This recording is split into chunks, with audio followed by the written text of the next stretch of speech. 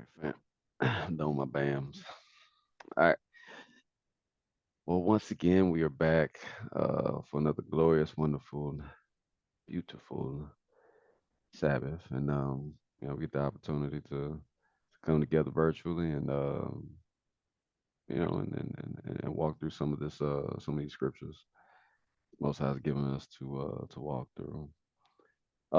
Speaking of walk through, that's what we've been doing. Yeah, going by doing the line by line type of series. Does anybody have maybe a recap of what happened, what we kind of got into last week? Anything. It doesn't matter if it's just one liner. Let's see. Oh yeah, like basically like they tried to triple jump over like almost 4 chapters. So Yeah, um it just yeah. covered But even basically even maybe the last two or three, you know what I mean? That's fine too. Maybe it, it basically, covered the importance of the children of Israel itself, Yasharallah, hmm and how there will be sojourners, mixed multitude. And it's kind of weird, even though they triple jumped over that, it actually includes them. So, you know, their fear is our reverence. So, yeah. Thank you, sir. Uh, Anybody else got anything to say? Otherwise, we'll keep it moving. We All right. finished at 13, right, where it says that Yahuwah led us or led his people by day with a pillar of cloud and by evening with a pillar of fire. Um, it was the last chapter we did, chapter 13, I believe, correct? yep, we did on 13, 16. That's it. That is it. All praise I the was Most I High. was curious when I went back and was reading 13, and it described the pillar of cloud that led them and the fire that guided them by night. Um, I just saw the correlation or the similarities to when the Bible talks about how his word is like a fire and how his word is also like a lamp unto our feet. So Uh, it made me feel like, oh, maybe Yahushua was the cloud and the pillar of fire that guided them and was with them and accompanied them. Hey, Yeah. That's what I was we'll thinking. get into it. We're gonna get into it. All right. Yes, hallelujah. All right, all right. Let's. I like when y'all remember. You know what I'm saying? Cause we don't do this just to do this. You feel me? Um, all praise. All right, so let's keep it moving. Oh, am I pushing the right buttons? No, I'm not. Let's keep it. Oh, let's see. Okay. All right. Oh, y'all saw the title. I ain't trying to be funny, but I am. All right. Yeah. We're gonna continue. Get out. I guess it's a what's the acronym? I know that, but anyway, if you know, you know, type situation. All right. So let's move on. Let's move on. All right. Question is, all right, books closed because that's what and then open whenever. Y'all know the routine. Books closed. Books closed. All right. What did y'all tell us not to go by on our way out of Egypt? Get out. What did he tell us not to go by? And it's okay.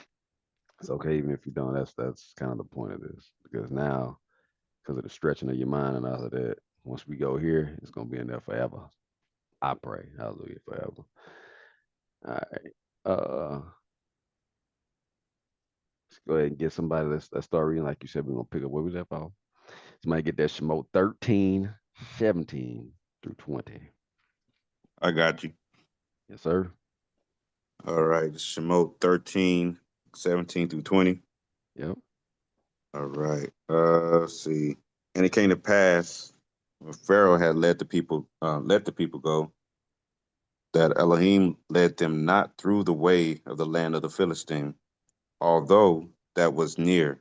For Elohim said, lest perchance the people repent when they see war and they return to Mizraim.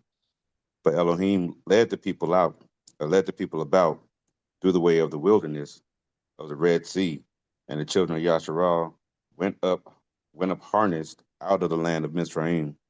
And Moshe took the bones of Joseph with him, for he had straightly sworn 7 oaths to the children of Yasharal, saying, Elohim will surely visit you, and ye shall carry up my bones away hence with you. And they took their journey from Sukkot and encamped in Etham, in the edge of the wilderness. Thank you, sir. What y'all see out of that? Otherwise, I'm about to jump right on in. Okay. I was Okay. gonna say that when I read that, it just seemed like the Most High made them avoid something that they weren't ready for. Yeah. Because we know that Yeah. in the future that they're gonna have to Yes. address them, but right now it wasn't the time. Yeah. It was It's like like this was, the you pot know in what the I'm saying? frying pan. Yeah. Yeah, from the fire into the frying pan. Yeah, So sorry not to cut you off, but No, yeah, no, yeah, no, but no, yeah. no. That's kind of what I see. Like that, he made them avoid the Philistines because they weren't ready for that, and this was about them obtaining salvation right now. It wasn't for them to start fighting and doing all this extra stuff at the moment. So I could see why he would say, "No, you're gonna avoid that. Avoid this way. You're not gonna go through them because the Philistines, we know they were ruthless and they probably would have immediately started attacking, right Yeah. away." So that's kind of what I saw. Yeah. God, he just said it. He just said it. I'll tell you when we do this, and I'm pretty sure the other teachers say the same thing. Like it's just like you can see when the spirit moving, man. It's anyway. It's just very interesting when people say certain things, and you didn't looked into it, and, but they didn't have to say that, right? Like it's just yes. I definitely like that answer. Anybody else? Anything to say? Yeah, I agree with sis what she's saying, and also it looks like there's going to be a lack of faith there. Like Uh huh. the faith hasn't been completely reestablished in the Most High yet, because it says, "Lest perchance the people repent when they see Yeah. war Right. and they return to Mizraim." So After all but, this, yeah, after all we this, still yeah, was on some. I mean, Egypt they had some crazy stuff too. right, We still on that. You know what I'm saying? right. But it's Uh, the enemy. It's the enemy that you know versus the one that you don't know. yeah. So that's the thing I was looking at. That's it, man. I mean, I think about us. You know what I'm saying? To a heavy degree, like we, you know. Anyway, I don't want to get into it, but yeah, I don't want to make it too personal. But hopefully, some things that you see within our society, within our people, that we can see from the people here, right in the book. I hope that y'all have seen that and probably drawn some similarities. How we kind of in this anyway in that same sometimes boat of thought process. You feel me? Like we can see the Most High do beautiful things, but still be on some you know what I'm saying? There was one rapper, I think, what's his name? Killer Mike was talking about his mama dying or something like that. I want to say maybe a minute. I say something like that because I don't know if it was mama's grandma. And it was like it was like, and maybe you can catch this interview somewhere online. And he was like, she was kind of like out of her mind here and there, but it was like for a glimpse right before she was about to go. It looked like she was focused or in her right state of mind. And it was to the point where she was like, everything will be okay, looking at him. And then she looked to the side of him and then smiled and then left. uh, And as Killer Mike was explaining this, he was in tears. You know what I'm saying? Anyway, but so when I, what you just now said, is very, what all of this stuff, but we still on some, yeah, Egypt, Egypt was nice, man. It was, I mean, I mean, it's bad, but it wasn't that bad. You know what I'm saying? Yeah, yeah, they were whooping on us, but man, I mean, yeah, I just seen so and so get his head chopped. right. Yeah. All right, that's just a problem. Okay, what kind of jumped out? Okay, verse 18, the word, and I now okay. When y'all see the word, is when Israel went up. I don't know what y'all's version says. Israel went up harnessed out of the land of Egypt. Yep. I know my blue letter lights is probably gonna be looking this up, but before we get there, it's the Hebraics, and I'm pretty sure y'all already know before we even get there, it's like essentially harness. Just I don't know why some people called it that, but essentially it's armed. You know what I'm saying? They went up armed, and it kind of seems counterintuitive, but I guess people would think that because of what we'll get into later. But yeah, I mean it's they came out of that bad boy armed, and the Hebraic term for that y'all is Hamas or Hamash, however you want to look at it with the shin on Oh the wow. end. So that makes sense a lot. Yeah, because their language is basically just a you know byproduct of Yeah, they are Hebrew. cousins. We don't get along with our cousins too well, but they Yeah, are cousins. Yeah, the yep, irony of it all. Huh? yeah, yep. They went out of Egypt, Hamas. So that was very interesting. For me on that one, y'all already brought up the Philistines and what he said in 19 about this is what Yosef said. You feel me? I mean, Mhm. some better sheet 50. I'm just gonna read it because I know we got more to do. We got a lot to get to, so I'm not gonna belabor this. It's 50, 24 through 25. Um, and Yosef, Genesis 50, 24 to 20, 24 to 25. And Yosef said unto his brethren, I die, and may Yah surely visit you and bring you out of this land unto the land which he sware unto Abraham, Yitzhak, and Yaakov. Verse 25, and Yosef took an oath of the children of Israel, saying, Yah will surely visit you, and ye shall carry up my bones from hence. So we're reading about that right now. Anyway, all I right. did have a Uh, question about that. yeah. Okay, so first question is, how old were these bones? Yeah. Secondly, Yeah. um, you know, uh, as far as touching a dead body, or in this case bones, would whoever's carrying the bones be ceremonially unclean still at this point? Uh-huh. And And if so, when we say carry a dead body, we talking about touching a dead body? or touching the dead body, Okay. touching the dead body. So so yeah, so now, but they're actually carrying the body. So how long is that person carrying the body in a state of being unclean? That was a week, right? Or week or till sundown, something like that. I can't remember exactly. And help me, and maybe when I think of it, I think of actually touching it, but maybe I'm off on that. Maybe it's like even if you touch a coffin, you're still, you know, ceremony unclean. Yeah, I and don't see, know. that was That my question. You know, what I'm saying that yeah. wasn't a loop around. That was a question. I was just thinking about that because there are laws of cleanliness and stuff like this. So I was trying to see how that how that how that worked with first of all getting his bones, because they would have to remove his um remove his bones from his burial place.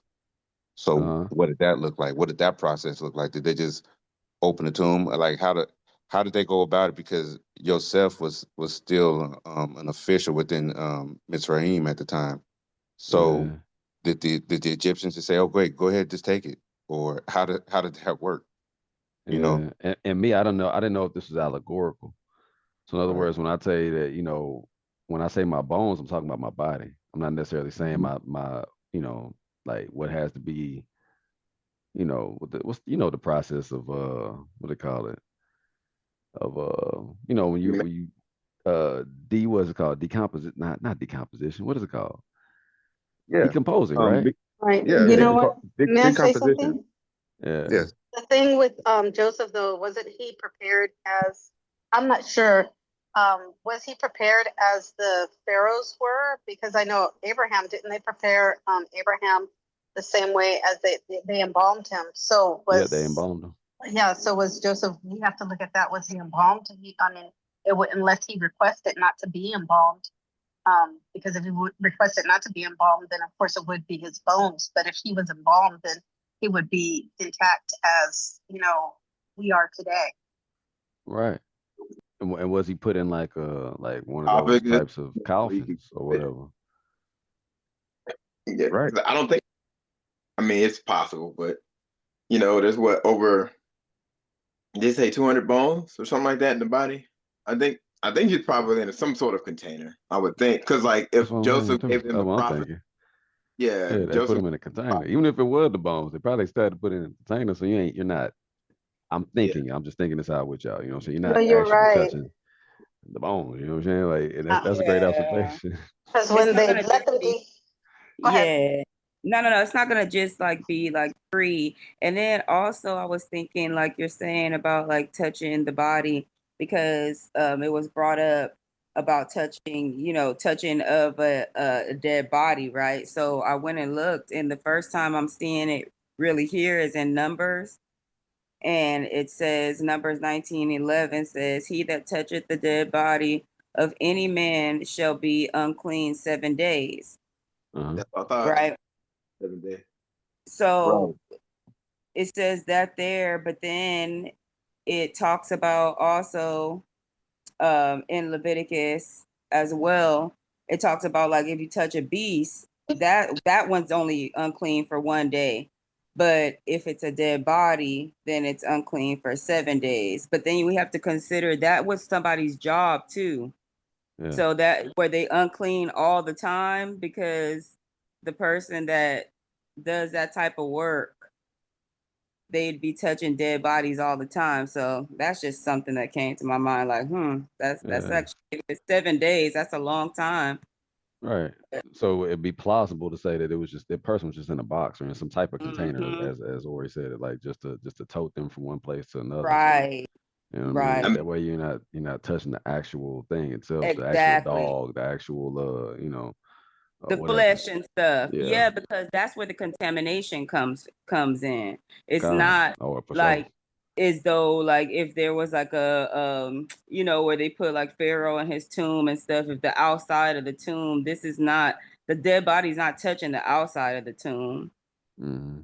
So I mean, I think y'all are right about that. I think that maybe they weren't thinking about the unclean type stuff because he was already in something. yeah, This is good to talk about, man. Okay. These are great questions. So the so and I like that answer. So this for the super brews out there, right? Who don't who look at that like everything is part of the body. Well, this casing is part of the body because the body's touching the casing. Therefore, you're touching the body.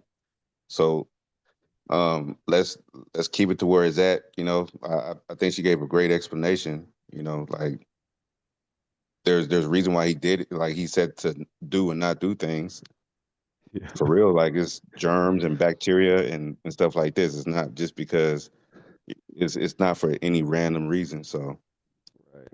I That's more think she had Super a Brew very stuff good we're point. gonna go over too. Yeah, so Yeah. that's why I'm glad you brought it up. Got more super. We got some. We got a couple more of them Super Brew situations. Best believe that. Um, cool. All right, y'all. Let's keep it moving. Unless anybody got anything else to say. All right. All right. What are the famous guiders of this journey? It was already brought up, so we can just keep it moving. To be honest with you, do y'all want to answer that? Okay. All right. Real quick. Shemot 13:21 through 22. If you don't mind. Or I'll read it. no, It's I I can it's get short. it. Okay. okay. Go ahead. And the Lord went, I'm doing King James Version.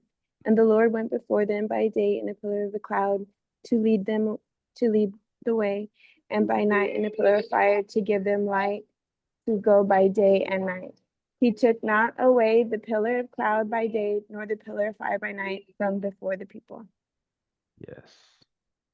The good old guides. That's the reason why I say it like that too.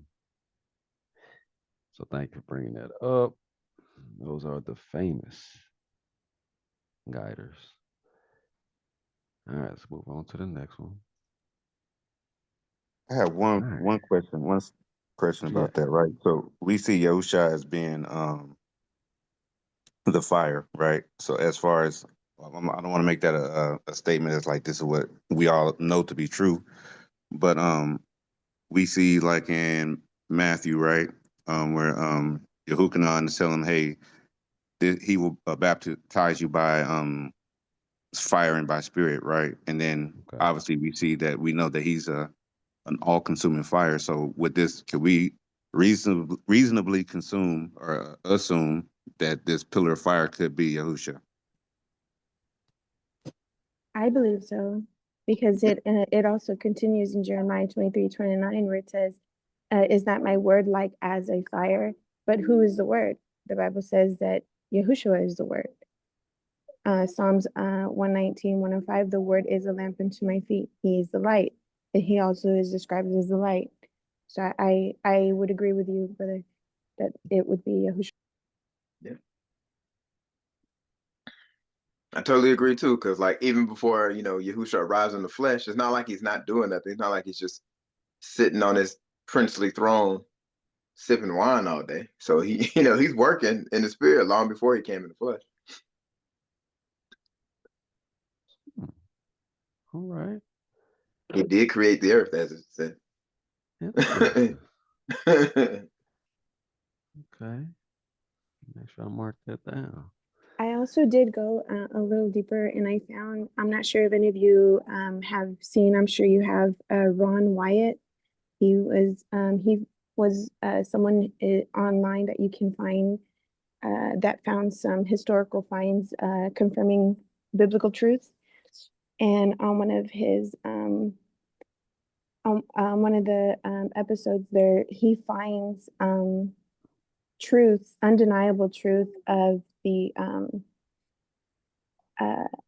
of them crossing the sea, of the pillar of fire rather, because where it was when they were approaching the water on the beach, he shows evidence of the fusing of the sand and the rocks, and he shares that it takes intense heat to fuse those together, but it's only in that part of the beach. And the beach that they happened to come about, that the Most High led them to, was large enough to accommodate the multitude.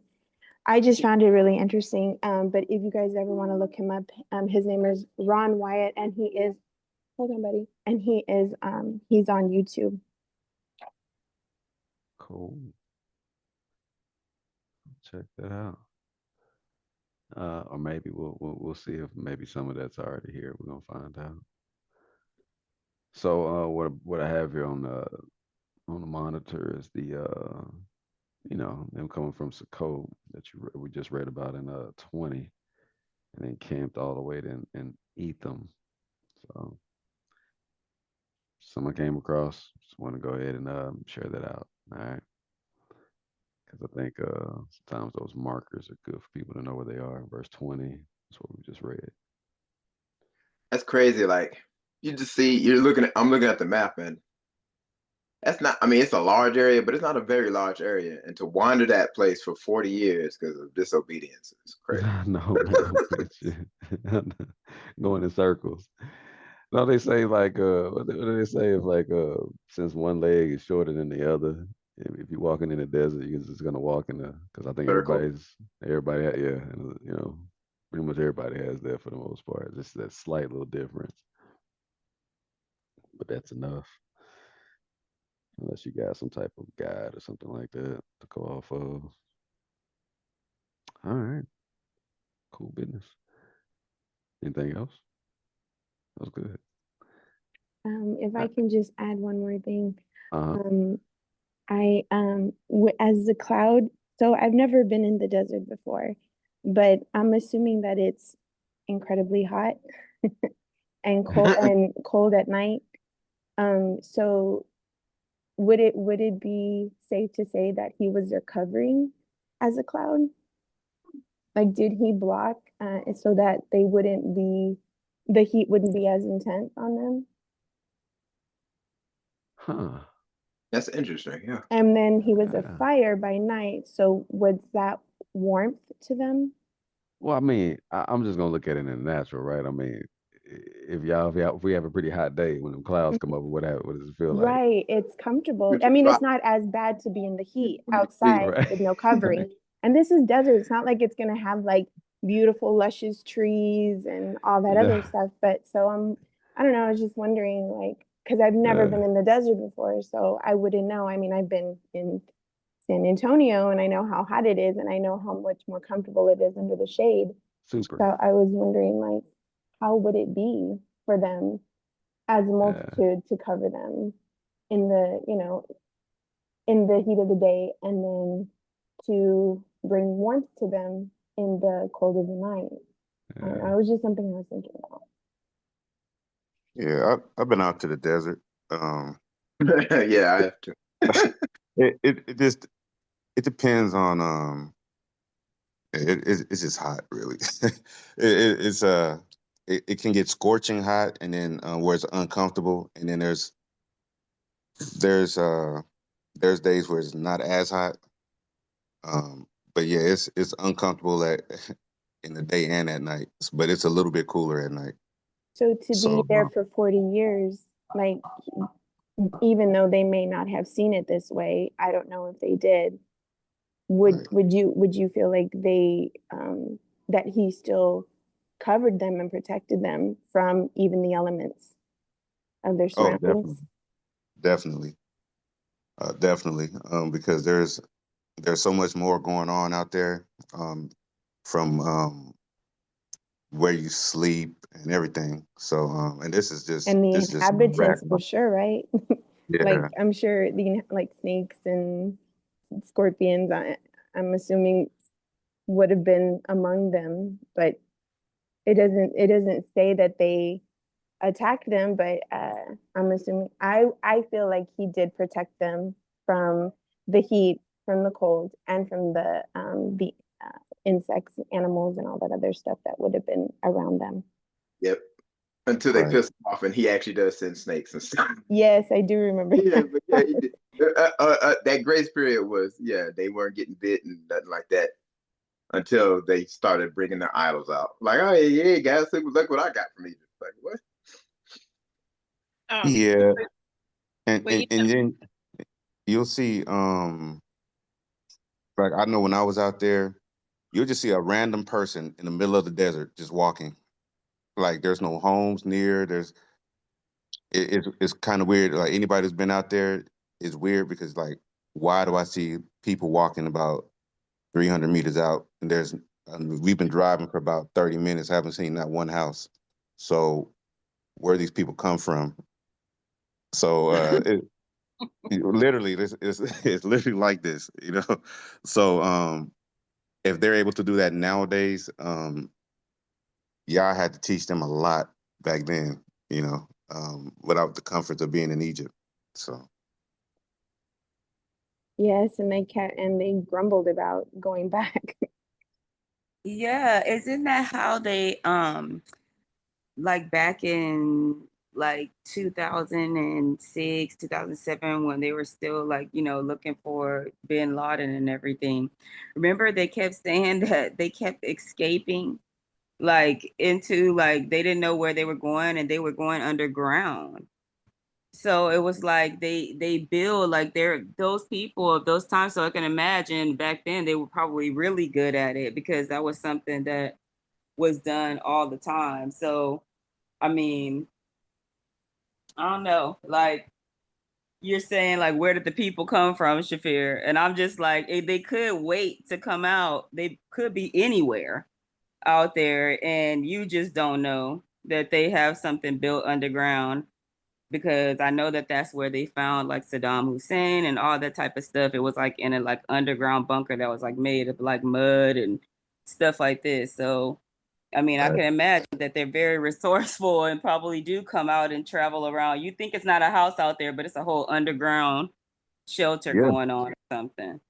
exactly. My little 25-year-old brain was like, wait, where are y'all coming from? They You just know rolled out what the I'm saying? sand and just you know what I'm saying, started Yeah, walking. you're just out here cooling, just it, it so but I do agree there, because anyone who's been out there, anyone who knows anything about um if you go into the earth a little bit, it's cooler inside the actual ground. So, you know, so even if you have to like dig a little foxhole or a trench or something, like if that ever happened, go a little deeper into the ground and then you can literally cool yourself down a little bit. I would say add a little water here and there and you can cool yourself down. But so there's little tricks out there, but I could not for the life of me in my mind like reconcile like how these people are just it's hot here, bro. Like Yeah, why are y'all just yeah, walking around like it's nothing? So yeah. Look at here, man. Like y'all know a lot of my people's out of Arizona. We had to, fly into Phoenix. This was just May. And I was like, nah, I told my sister, I'm like, nah, homie. I mean, I've been out here, I've plenty of time, like, man, this is horrible. This is horrible. It was May. I was like, there's no way I could sit up under this for like longer than 20 minutes. Like, I was just, oh my gosh. All right. All right, fam. Good stuff, y'all. All right, here we go. What was Pharaoh's mindset when the children of Israel were gone? When they took off, what was his He mindset? wanted us. Go ahead. Oh, I just said he wanted us back. We know it. Immediately, Yeah. immediately Immediately. regretted it. Immediately. Immediately. Imagine how much boring it was in Egypt after we left. Probably more than likely. Yeah. The flavor, the salt, all of that. Yeah. Yeah, you ain't lying. Yeah. All right, let's read it out. It's gonna be a little bit You missed longer. Israel. You missed Israel. Yeah, I was taking it another level, but I like that. I like to keeping that energy. You know what I'm saying? Because I just look at this place and they, they think they own us. Y'all know the deal, all Yes. right? They even to this day, best believe it, they feel like they have license to your body. You know? Yeah. And y'all know y'all probably dealt with the various things, people touching your hair. Oh, can I touch it? The hell? 'Cause I'll chop your damn hands off. What you talking about? It's just- I mean, these folks is on really, really on another level. Like they really think that they have license. You know what I'm saying? To you. It's in their mind. But whatever. Uh and that's just why I'm keeping it. That's not even the other parts I want to go to. But I think y'all understand where I'm headed with that. So yeah. Yeah, Pharaoh was like, nah, man, where my ninjas at? I'm gonna say ninjas. I'll keep it PG. And my ninjas. Better get my ninjas back up over here. Anyway, all right. I don't want to make it too personal. All right. Yeah, who gonna read from me, please? I can get it. Is it 1 through 9, right? Or 14? Yes, sir.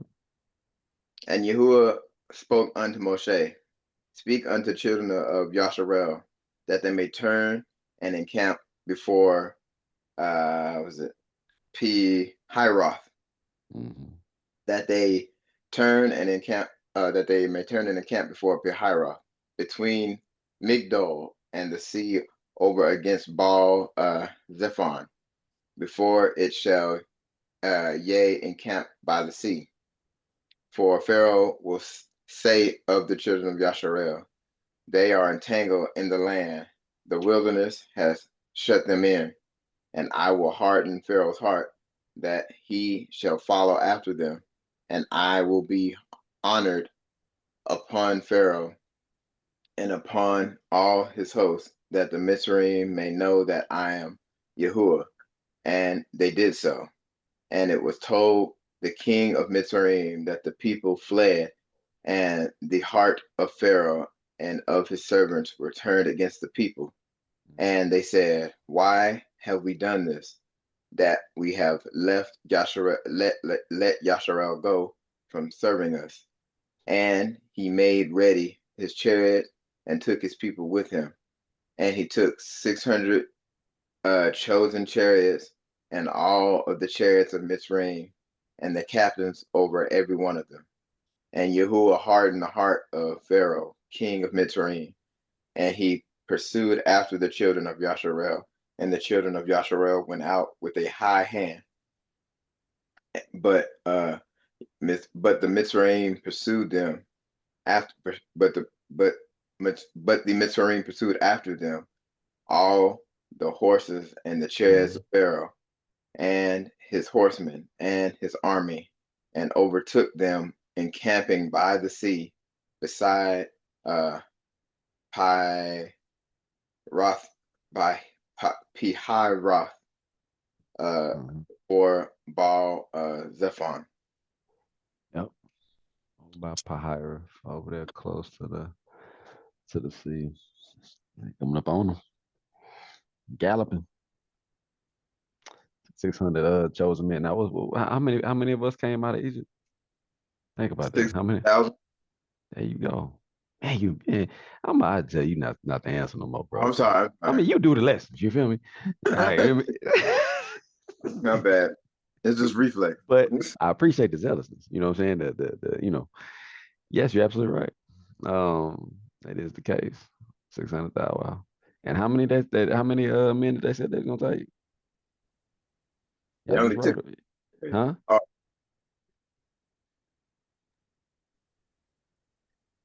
Huh? How many men did they say they're gonna take to go come after us, the Egyptians? Oh well, I think basically sent his entire army, right? He just said 600 chosen chariots. That couldn't be everybody. I'm pretty sure Mitzrayim had. I know it says every one of them and all of the captains, right? It says all of the chariots of Egypt and all of the captains. Well, maybe it did. Maybe it did take everybody. My mindset was that since they only took 600 chariots, I'm thinking, man, you had to have more than that. Yeah. But I mean, that's just me. That's just me in my mindset. You know what I'm saying? Like just 600. I guess chariots were the equivalent of B-2 bombers, so you're not gonna have too many of those. Yeah. You think it costs too much? Yeah. He probably he probably also didn't expect to have much of a fight, like at that point, because now he's thinking like now it's just my strength against their strength, like of kind of like a face-to-face fight versus it being like, okay, the plagues are coming along. So that's probably in his head was like, you know how like the person gets so mad they don't care, they're like, I'm gonna fight you one-on-one. That's almost like, so he probably thought, oh well, I can overtake them as a people with, so he probably really didn't think it was gonna be, I know he didn't expect to get washed away like that. For sure. Y'all definitely know the rest of the story. Yeah.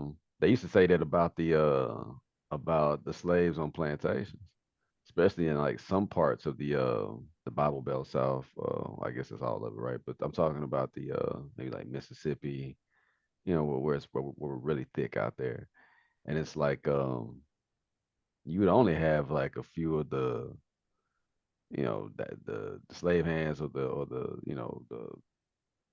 that whole crew, right? The slave masters and all of them folks. It'll only be a few of them, a handful. When you had hundreds of slaves, maybe on a plantation, and all somebody had to do was just be like, "Hey, you know what?" I was like, "Wait, the ratio was like 100 to 1.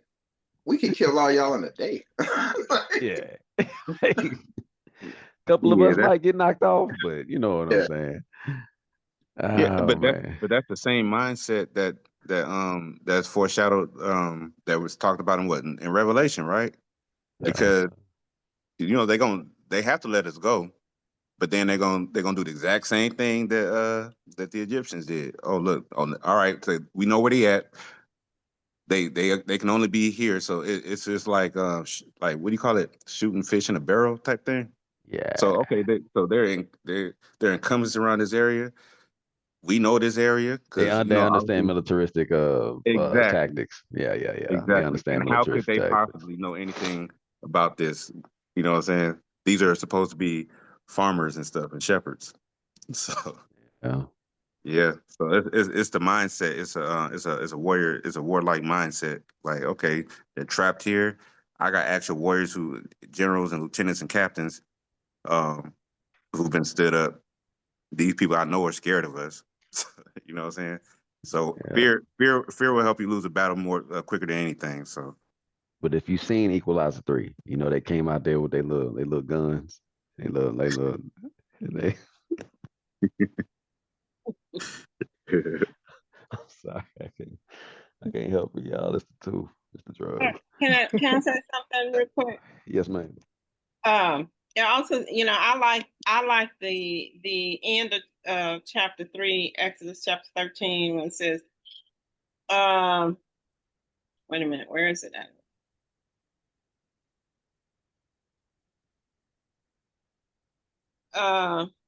Where he says, it's a chapter, where did I just get through reading it at? Mhm. Or was it in chapter? Have we read 14 yet? We only gotten through 1 through 9. That's all we at right Okay, now. We maybe it ain't was there. I was trying to go back. okay. And let's see. And he says, in verse 4, it says, and I will harden Pharaoh's heart, that he shall follow after them, and I will be honored upon this is in the King James with the Apocrypha. I Yes, will be ma'am. honored upon Pharaoh and upon all his hosts, that Yeah. the Egyptians may know that I am Yahuwah. Come on now. They did. That stood out to me too now. The Most High said they're gonna respect me. Yeah, yeah. We're gonna put some respect on this name. You feel me? Like you best believe that. You know, it's already a major story just with the plagues in and of itself, but it's like, let me put a little cherry on top. Go ahead, Ema. So they gonna yeah, they they gonna learn today. yeah. Oh, you want to fight? Okay, Yeah, okay. that's what I was gonna say, Vicky. So man, you're right. The spirit is definitely moving because Telling you. I actually thought about that when it comes to the other people, right?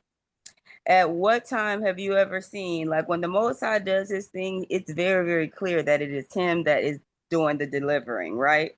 Yep. Like he picks someone right out of his people, or he does something that is just like outright amazing that nobody else can do, right?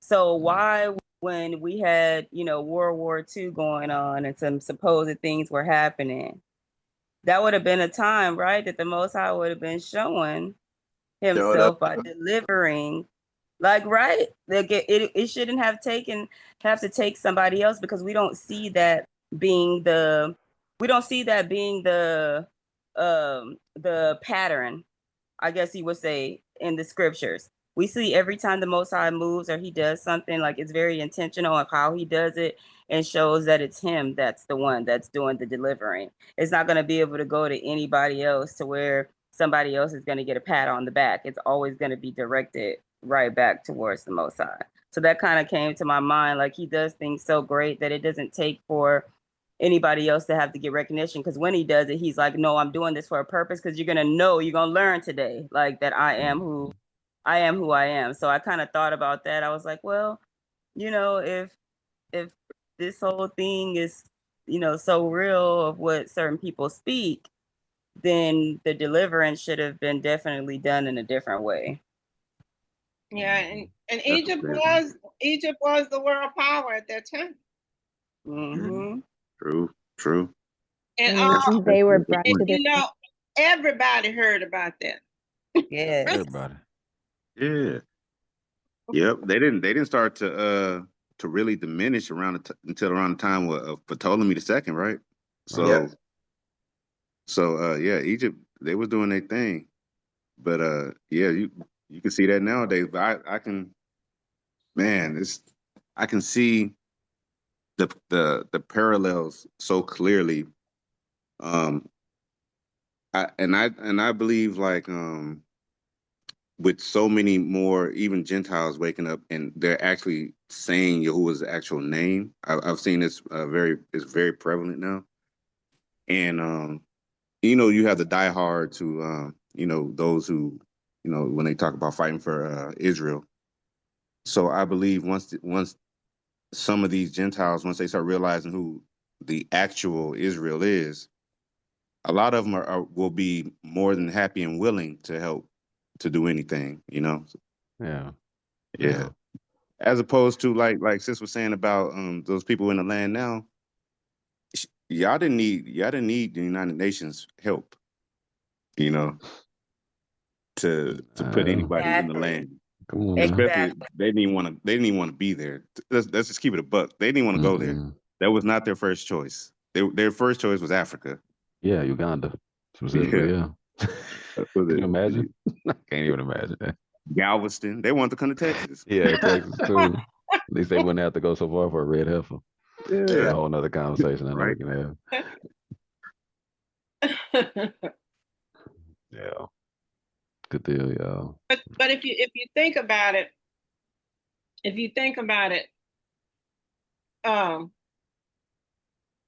everything, all the activity around them becoming a state, getting land and stuff. You think about it. When did the Most High ever have to?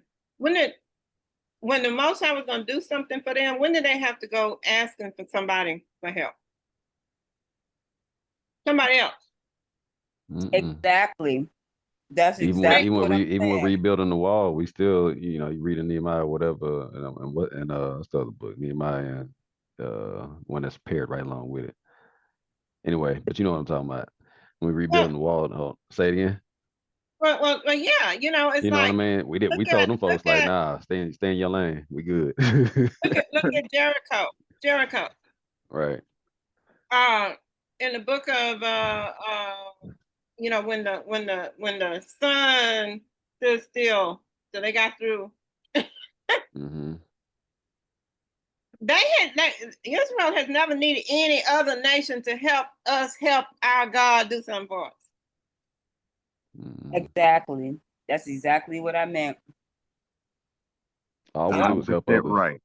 We help others. That's all we do. And the crazy thing, and to Ema's point, right?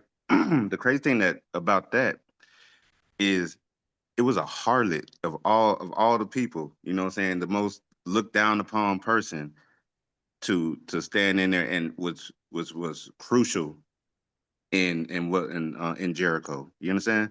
So it's like it's not by this military might that you have to go. I'm gonna go to the United Nations. I'm gonna go to America. I'm gonna go to these people. He went. There was the smallest person there helped create a big firestorm for our nation. So you just have to keep that in mind. It's not always the big flashy things and guns and bombs. Sometimes it could be the smallest thing. You don't need that, because he is what? He is the Almighty. Yep. Right. And that's what they forget, because it says your pride has deceived you. I was just reading last night. I was listening to the book of Daniel, and how Nebuchadnezzar, he was humbled by Daniel's mighty one, Yahuwah, several times, but he still got caught up in his pride, even after all that he had seen Daniel go through. He still got caught up in his pride, and it wasn't until he started growing feathers and eating grass that he learned.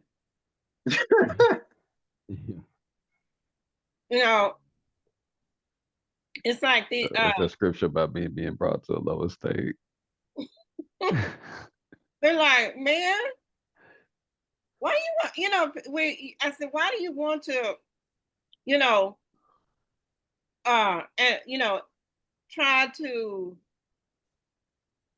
put yourself above the Most High?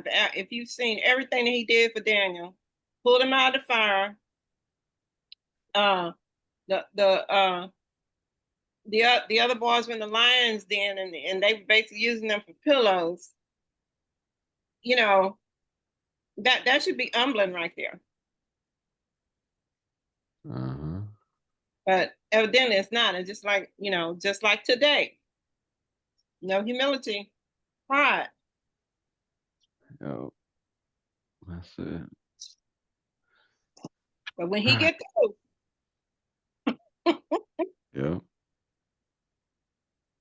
Yeah. Pride and hatred is what seems to have fueled and blinded him to pursue the Israelites. Yeah, you got to be willing to some level, some degree. Yeah, and his economy was probably going to crash shortly after. If we want.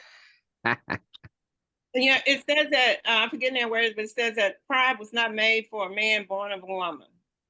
Yeah, And because when you look at, you know, I often look at you know, the Israel people. I look at, you know, the politicians, these countries' leaders, and how prideful they are. It's just like this country. The people that came over here were rejects. They were European rejects. They were criminals and prostitutes because they needed somebody to populate this land that they were stealing. And of course, rich people didn't want to come. They weren't going to send their wives and children over here. So they actually, you know, made a deal with people to get them out of prison and get them off their streets and come over here and help, you know, populate. So when you think about America's beginning, it had a criminal spirit from the beginning. It was never an upright spirit in this place when the Europeans came. Because that's who they sent over here at first. I know, yeah, there were other people that sent, you know, people that came with on their ships and stuff, but the majority of people that came over here were rejects. that's it. Something criminals, like you said. I read about that in what's it? How do white folks get so rich? Nation Islam. I read that. How it was mind blowing. Because they were criminals. They were criminals to begin with. So when you think about it, they were, you know, some of the lowest of the lowest people in Europe. But now you couple that with pride. And it's, you know, it's a dangerous cocktail because you have a criminal mind that is prideful. Reprobate. Essentially. Basically. Essentially. That's That's like the seed of Satan, if you will. That's so true, because it's like there's no fear. And on top of that, we talked about this with the children last Shabbat. We were talking about how these different presidents and different people, how they come into power and how, you know, they're able to obtain that old money. Well, most of them, it's always starting off with doing something illegal, like the Kennedys, bootlegging. That's how they got money. That's how they were able to come up, right? To be this powerful family. And but then what happens? So it's like they're able to gain this wealth by doing all these illegal things. And then once they reach where they want to reach, then now they create laws that say that, okay, well, Nobody can come up after this. And if you do this, yeah, like if you do what I did to get the money that I have, you're going to go to jail.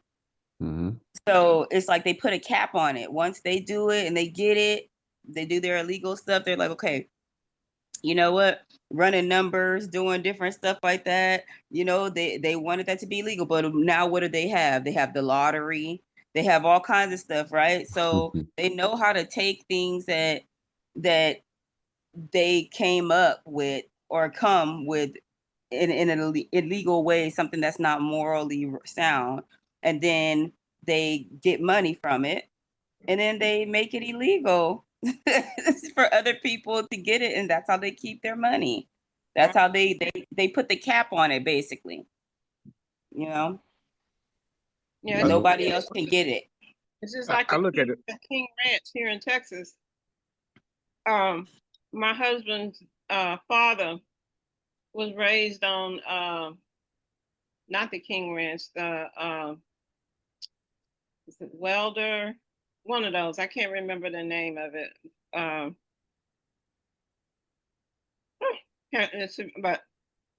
I don't know if it's the Welder Ranch or the that other one. I know it wasn't the King Ranch, but all of these ranches, these big ranches in Texas,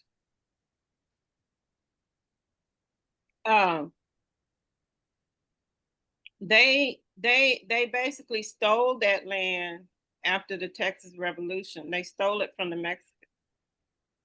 And by what I mean Mexican, I don't mean the country of Mexico. I mean the Mexican people who were living there. They basically unalived them. Even the ones after the Texas Revolution who said that they would become American citizens. Yeah, citizens of the Republic of Texas. They even unalived them. That's how they got the ranches. Yep. Who needs 40 square miles for ranch? Nobody. Like, you're not even gonna farm it all.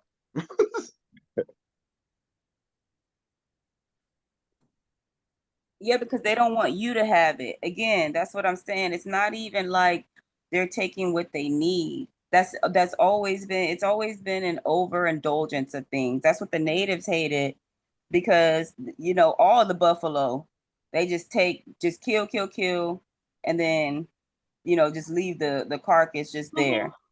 So that's the mindset that they have, is that even if they don't need it, I'm gonna buy all this up. Every time we drive through Texas, we always say, when King and I are talking, we always say, and they say that the world is overpopulated. I'm like, look at all this space. This world is not overpopulated.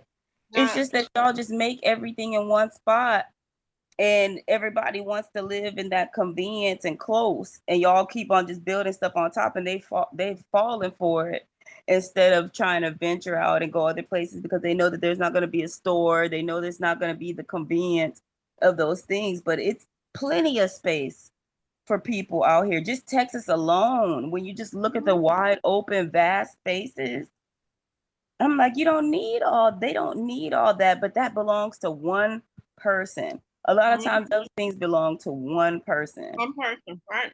Yeah. And I believe that's why so when you was just talking about offer up the other, if you get slapped on one side of the cheek, offer up your other one, right? Because there's a condemnation coming. And so when we're told to be set apart is and be holy, right? So when we do try to fall in, like, well, why do they get away with it? Well, there's condemnation coming behind what they're doing. So if you're trying to come up how they're trying to come up, that why are we in prison more than they are? Because this is their way of coming up, right? But there's a condemnation that follows that, and for those of us who do what they do and are successful at it, there's a condemnation coming for them too. So I believe Let's believe that. that false sense of happiness and pride and look what I have, that is their destruction. But the more and more we keep lusting after the things that they want, and we willing to go by any means necessary to get what they got. We hear all the black gangster stories around. We have street gangs all over the place, people selling dope all over the place, trying to do what? Get the same thing that these folks got. But we're getting time, we're getting killed in time, and a whole bunch of other things happening to us that's not necessarily happening to them. We're not supposed to be doing the same things that they're doing, and that further shows you that we're not the same people. That we're supposed to be separate apart, because there's condemnation coming. And for those of us who don't realize that, that's why all our people are getting, unalived right now. So Yeah. Even our own, bro.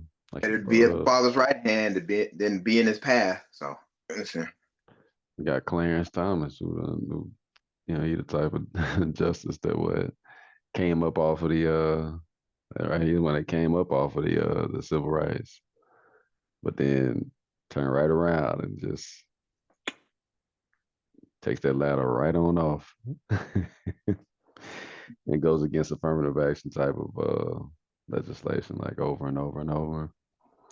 And what you just brought up about the corporate world, like, yeah, man, even if we get so far, like we still see, you know what I'm saying? I call it internally we call it, just amongst us, we call it the W-tope. They have no idea, but we call it white utopia. You know what I'm saying? Hopefully they never watch this. But W-tope, you know what I mean? Just because we know what it is that they're trying to build, we see it all the time where they just throwing money around, you know what I mean? So while we kind of like a lot of people just won't a lot of our people just won't get the promotions that they deserved, or you know what I mean, the bonuses that they deserved. Nah, they keep giving it to them.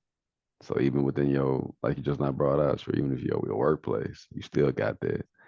And you got our own that'll be like this. Like it's wild, man.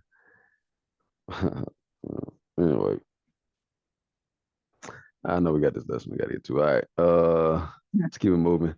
It says, the question is who is crying at this point? I don't even know if y'all remember the point. Who is crying at this point? The Israelites or the strangers? the Israelites. The Israelites. Thank you. Now to bring up that point, Fit brought up about the Super Brewers, but let's read it first. Let's just get a couple of them. It's only a couple of them. Yeah, let's just get a couple of them. 14, because we just finished up 9, right? So 10 through 12. Somebody can get that for me, please.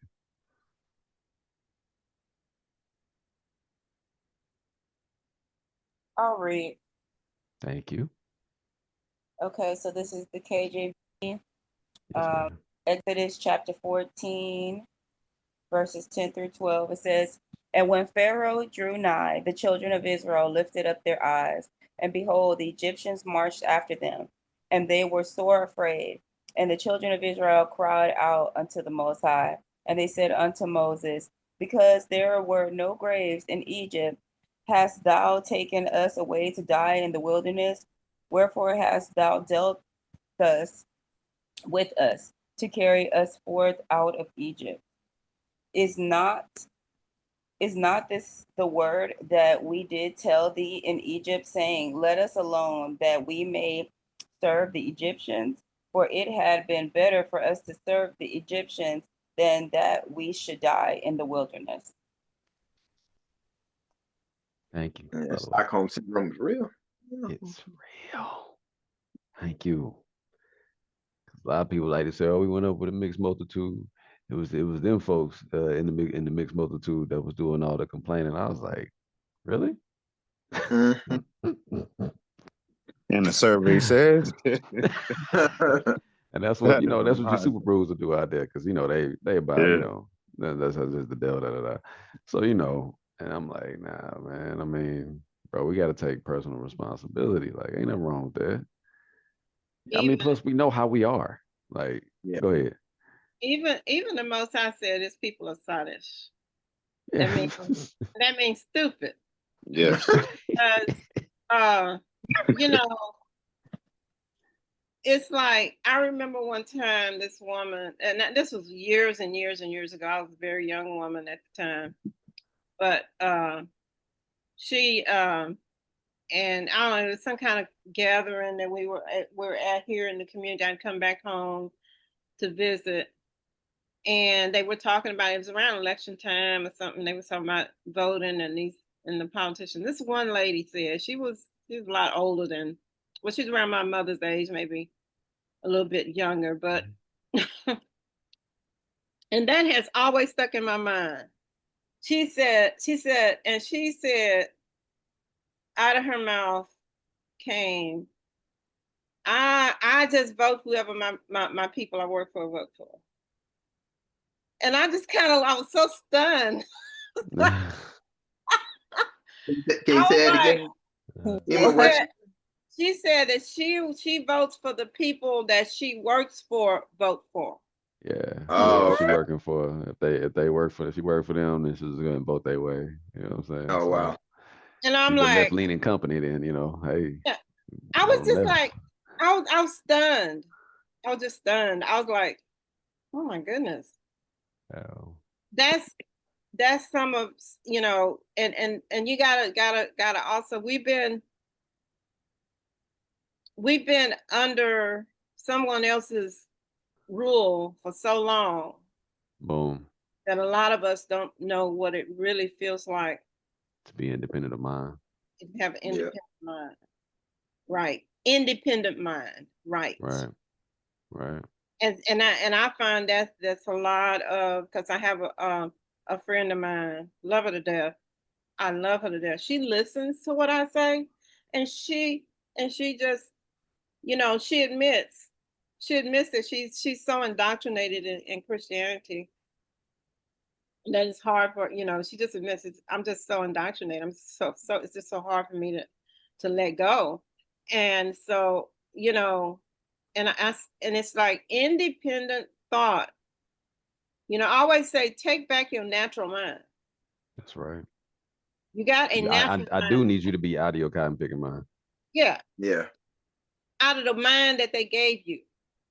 Come on. Because you know, when you think about it, I was just telling somebody this yesterday. I had the opportunity to talk to another friend of mine. I was telling her, I said, you know, I said most of the people who were brought here were under the age of 24.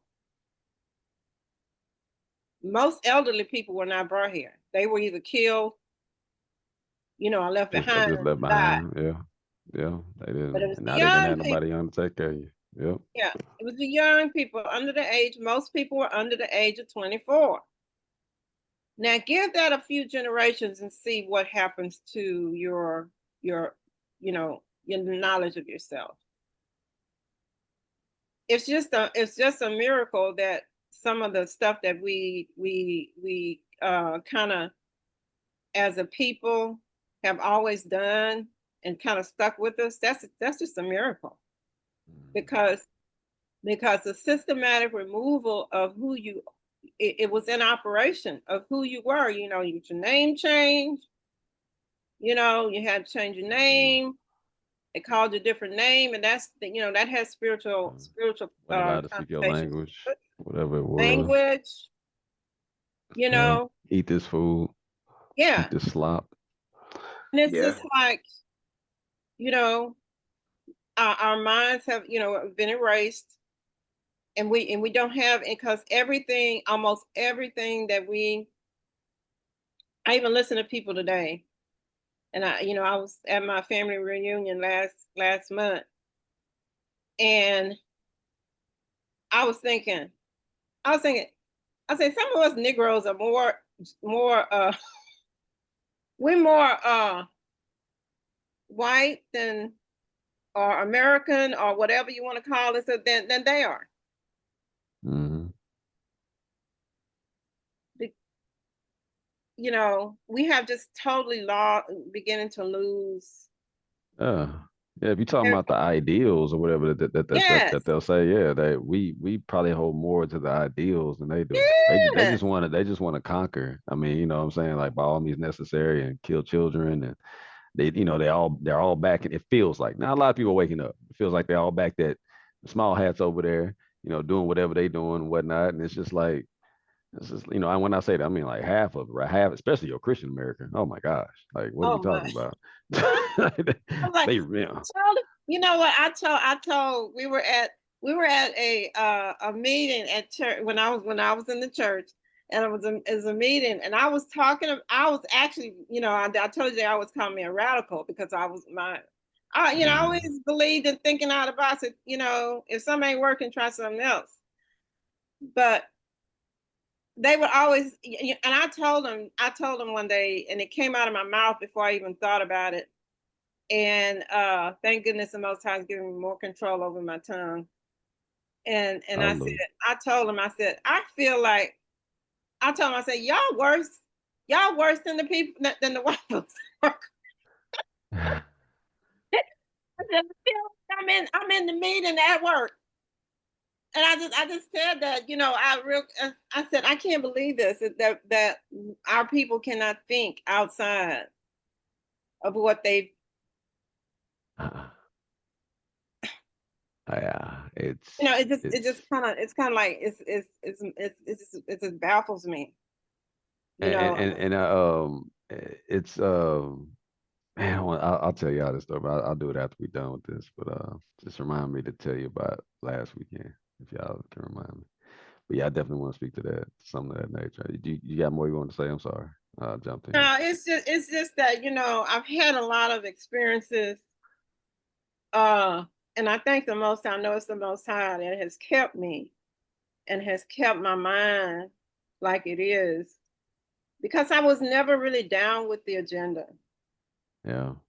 And I was always, even as a little child, that's what I got in trouble most for, was asking questions and giving my opinion. What's that movie that this one girl ends up being different and like she's supposed to be a part of a faction, but they don't she doesn't she's not accustomed. Divergent. There you go. Yes, that's No, that's that. what. Yeah. That was me as a child. I always got There in you trouble, go. got whipping for saying stuff. You know, Yeah. this girl, shut your mouth. That was me as a child. But I was always questioning stuff and wondering why and why not. And, you know, so I know the Most High has brought me a long way. And I think that He's preserved that part of me, which enabled me in 2016 to make this move. But it's, I just wish our people could understand that what you have, what you like, what you think you like, what you think you want, what you think you believe has all been given to you. You have All never of it. questioned any of it. All of it's been engineered. They call it Yeah. like social steering. Anybody can go to Almighty Google and check this out. It's called social steering. Mm-hmm. Yes, you're absolutely correct. The movies that we watch, what we like, the algorithms that show up on YouTube, everything is about steering you in a certain direction. In a certain direction. Right. So what you think you want is not really what you want. What you think you need is not really what you need. Mm. What you think you believe is not really what you ought to be believing. It's like everything. If you don't question it, if you just your consent, you know, your compliance is consent. Mm.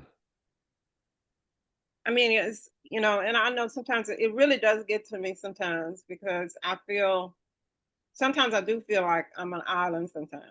And I get it, Ema, especially in your age range. I mean, because like, you know, people in your age range, they're on the verge of checking out. So I mean, it's literal a literal Hail Mary in a sense for them to get it at your age range.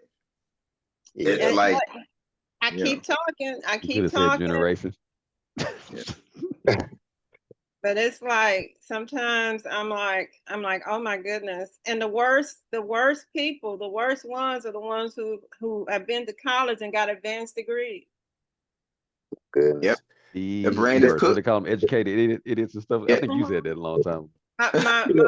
My mother used to call them educated fools, It's true. but that they're the worst ones. Yeah, they're getting taught by people who hate them, and it's and that's why we're called stupid. Like I get it, Father, y'all. Like that is the stupidest thing. Like you were taught by people who hate you about who you are and who you are not, and even to the point now, even the so-called awakened people, some woke people, right? They are denying that slavery even happened. There was no slave ship. Like, bro, like it's amazing. Like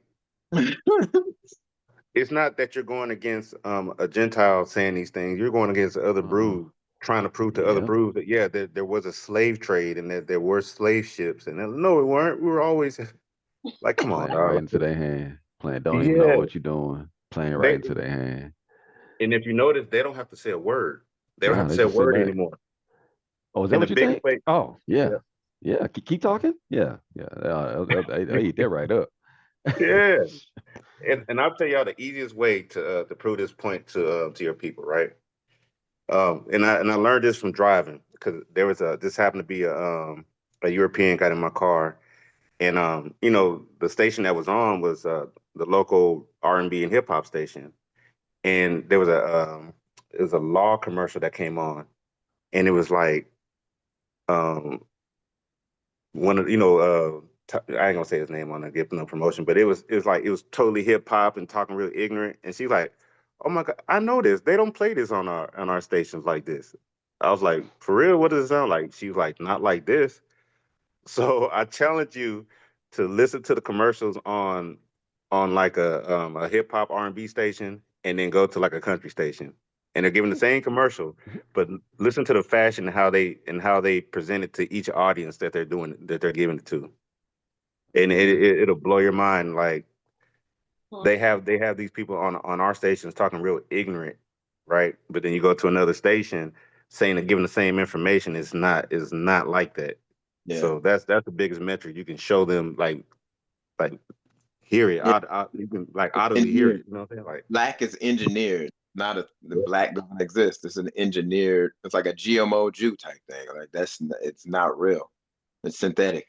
It's, And to tell you the truth, guys, you guys, I appreciate y'all because I do listen to you guys because I try to get everybody's perspective, and I'm really, really so proud of all of you young folks. I really am.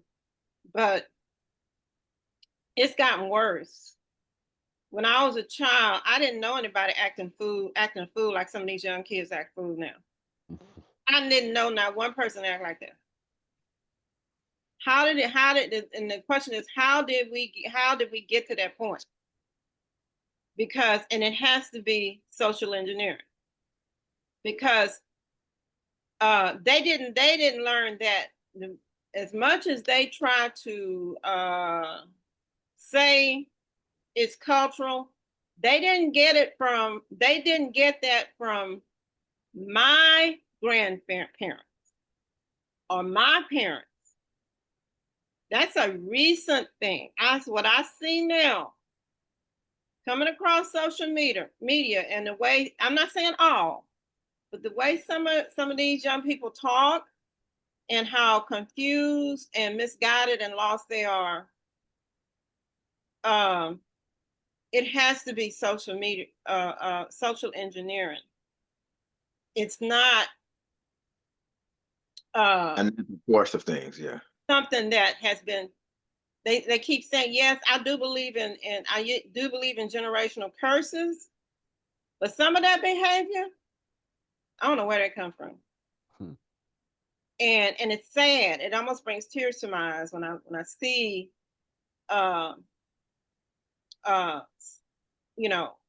some people, doing the things that they do, saying the things that they say, and think in the way they think. That's all social engineering. Because I didn't know anybody back in the day who yeah, there were bad people. I'm not saying everybody back there was had a halo. I'm not saying that, but they weren't wretched like that. I mean, excuse me, but excuse me. Yeah, you might have a family alcoholic, but he was, if as long as he wasn't drunk, he was functioning. He has some sense. Something He has like some that. sense. Yeah. And he had some moral sense too.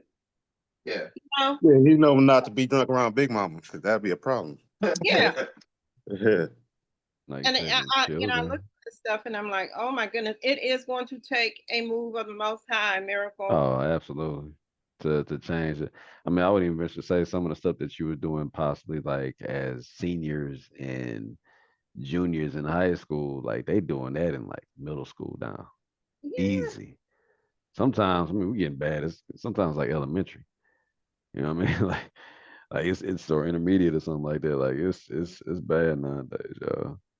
Like with some of these this is bad. So, It it's getting is. worse and worse, and they getting younger and younger the way that they get into it. So all right, yeah, we gotta keep moving. Thank y'all. All right, so here's the next question. How were the guides used as at this time of this of the history? Like how were the guys used? How were they used as at this time of the history or the story or his story? I was trying to just play on words. All right, let's keep it moving. This is a decent little small part of it. All right, who can please read for me Exodus 14:13 through 20? I can read it. I have it in front of me. Yes, please. 13 through 20. Yes, ma'am. Okay. And Moshe said unto the people, fear ye not, stand still and see the salvation of Yahuwah, which he will show you today. For the Egyptians whom ye have seen today, ye shall see them again no more forever. Yahuwah shall fight for you, and ye shall hold your peace. And Yahuwah said unto Moshe, wherefore criest thou unto me? Speak unto the children of Israel that they go forward. But lift thou up thy rod and stretch out thine hand above the sea and divide it. And the children of Israel shall go on dry land through the midst of the sea. And I, behold, I will harden the hearts of the Egyptians, and they shall follow them. And I will get me honor upon Pharaoh and upon all his hosts and upon his chariots and upon his horsemen. And the Egyptians shall know that I am Yahuwah, when I have gotten me honor upon Pharaoh, upon his chariots and upon his horsemen.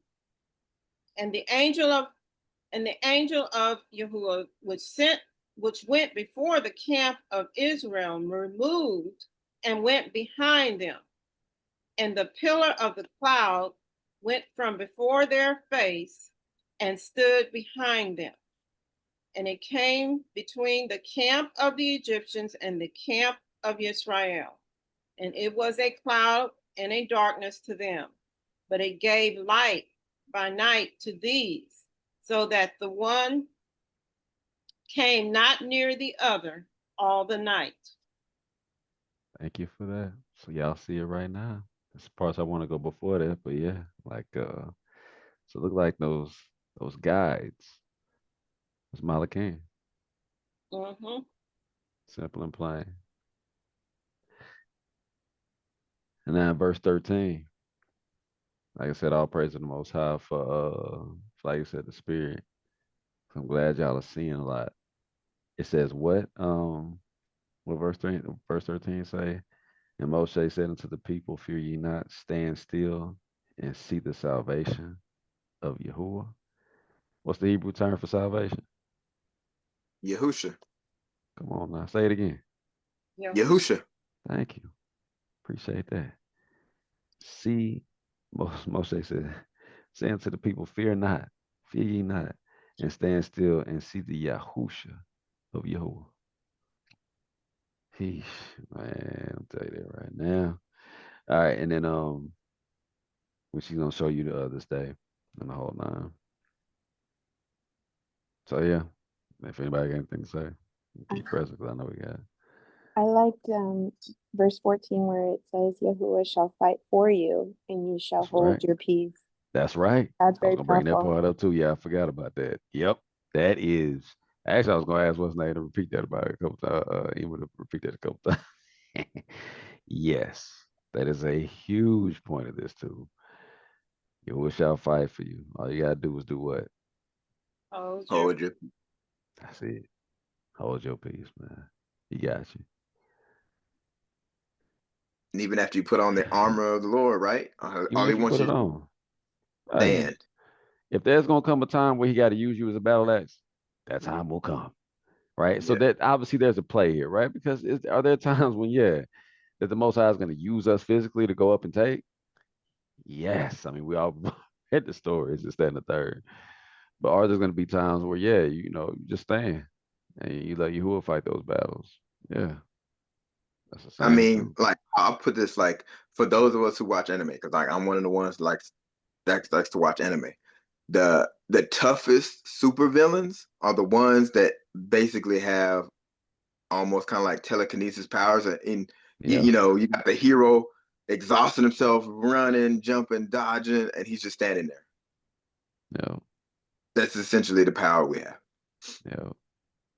It's pretty dope. You got the enemy doing whatever he can. He's in foxholes. He's got the latest weapons, but he can't touch Yeah. them. That's good. Good. Yahuwah did all the work for them, the heavy lifting, everything.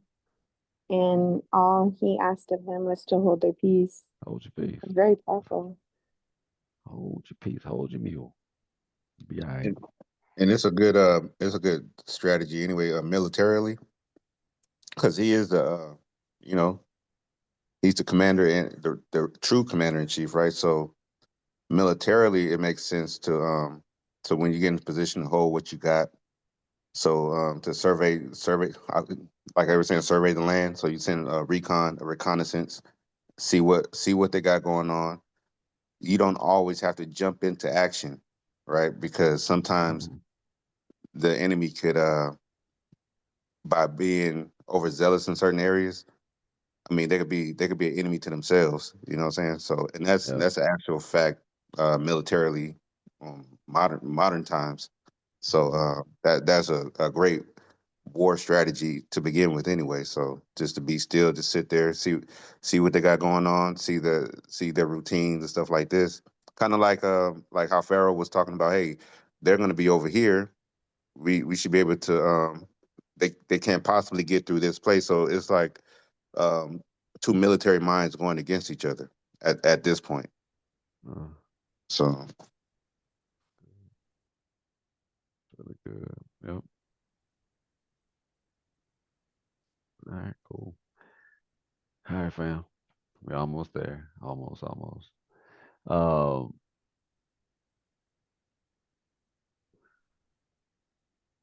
there's another function I think I was trying to say of security that the Malakim were used for at this point to help with the Egyptian army. There is another, I think I'm going to say there's another function, or is there another function of security that the Malakim were used for at this point to help with the Egyptian army? Is there another function? And what's interesting, I think we already went over one extra layer of security. Right, it said in verse 19 that he was gonna was it stood before their face, stood behind them. Yeah, uh, he made him a pillar of cloud right before their face. The Malachi, and And Are you talking about yeah, the water? but the next one, yeah, the next one's gonna be that. Yeah, we can read Um, it. Let's just go ahead and read it. I was just trying to get the 20 to review that because it's not as if he didn't just use them already in verse 20. You know what I'm saying? As that too. As that too. He said, "Hey man, I'm gonna make it was a cloud of darkness to them. It made him a cloud of darkness, which is interesting. That's why I was listening to this film when he was talking about just using certain things militarily. All you gotta do is just sit back because you let the thing, you let the Most High do what he do, and if I think there's a term called overexposing, right, yourself or something of that nature. You never want to get overexposed. But anyway, but yes, if somebody can read 14:21 through 31. Oh, I was gonna say before what you were saying, is just so it didn't go off what you were saying, Amaziah, like of the protection around, like basically like what was the angels doing. What it makes me think about is, you know how when they have that scene on X-Men with Storm, and how like she can go between different, you know what I'm saying, like how she can Yeah, go in different places, and she like can do all this lightning type, she can make the cloud and do all these different things. yeah, That's what I could that's think, a good one. because it says that the angel like came and did it. Because initially when you think about it and you read it, or you think about the pillar of fire and stuff, it just seems like maybe it would just be a fire and then just be a cloud. But Hmm. here it gives clarity that it was an actual angel Hmm. that became these things. So Right. then that kind of pushes towards Mashiach too. So yeah, I see where the mind can go. Hmm. Hallelujah. So yeah, what let's see, verse 21 through 31. Somebody Now got it? I can I get it. can read. Let's see. Oh, who want to get it? I can read Who was that? or you Oh, can read it. It's fine. Okay. Let's see. And Moshe stretched out his hand over the sea, and Yahuwah caused the sea to go back by a strong east wind, again, the east wind, all that night, and made the sea dry land, and the waters were divided. So this is the point when they're crossing. And the children of Yasharel went into the midst of the sea upon the dry ground, and the waters were a wall unto them on their right hand and on their left. And Mitzrayim pursued and went in after them. I would have gave some pause. Like, if we not doing this, that means somebody else can close the door at any moment. And Mitzrayim pursued and went in after them to the midst of the sea, even all Pharaoh's horses, his chariots, and his horsemen. And it came to pass in the morning watch, and it came to pass that in the morning watch Yahuwah looked uh, unto the host of Mitzrayim through the pillar of fire and of the cloud, and troubled the host of Mitzrayim, and took off their chariot wheels, that they drove them heavily, so that the Mitzrayim said, "Let us flee from the face of Yasharel, for Yahuwah fights for them against Mitzrayim." And Yahuwah said unto Moshe, "Stretch out your hand over the sea, that the waters may come again upon the Mitzrayim, upon their chariots and upon their horsemen." And Moshe stretched forth his hand over the sea, and the sea returned to its strength when the morning appeared. And the Mitzrayim fled against it, and Yahuwah overthrew the Mitzrayim in the midst of the sea. And the waters returned and covered the chariots and the horsemen and all the host of Pharaoh that came into the sea after them. There remained not so much as one of them, but the children of Yasharel walked upon dry land in the midst of the sea, and the waters were a wall unto them on their right and their left. Thus Yahuwah saved Yasharel that day out of the land of Mitzrayim, and Yasharel saw the Mitzrayim dead upon the seashore.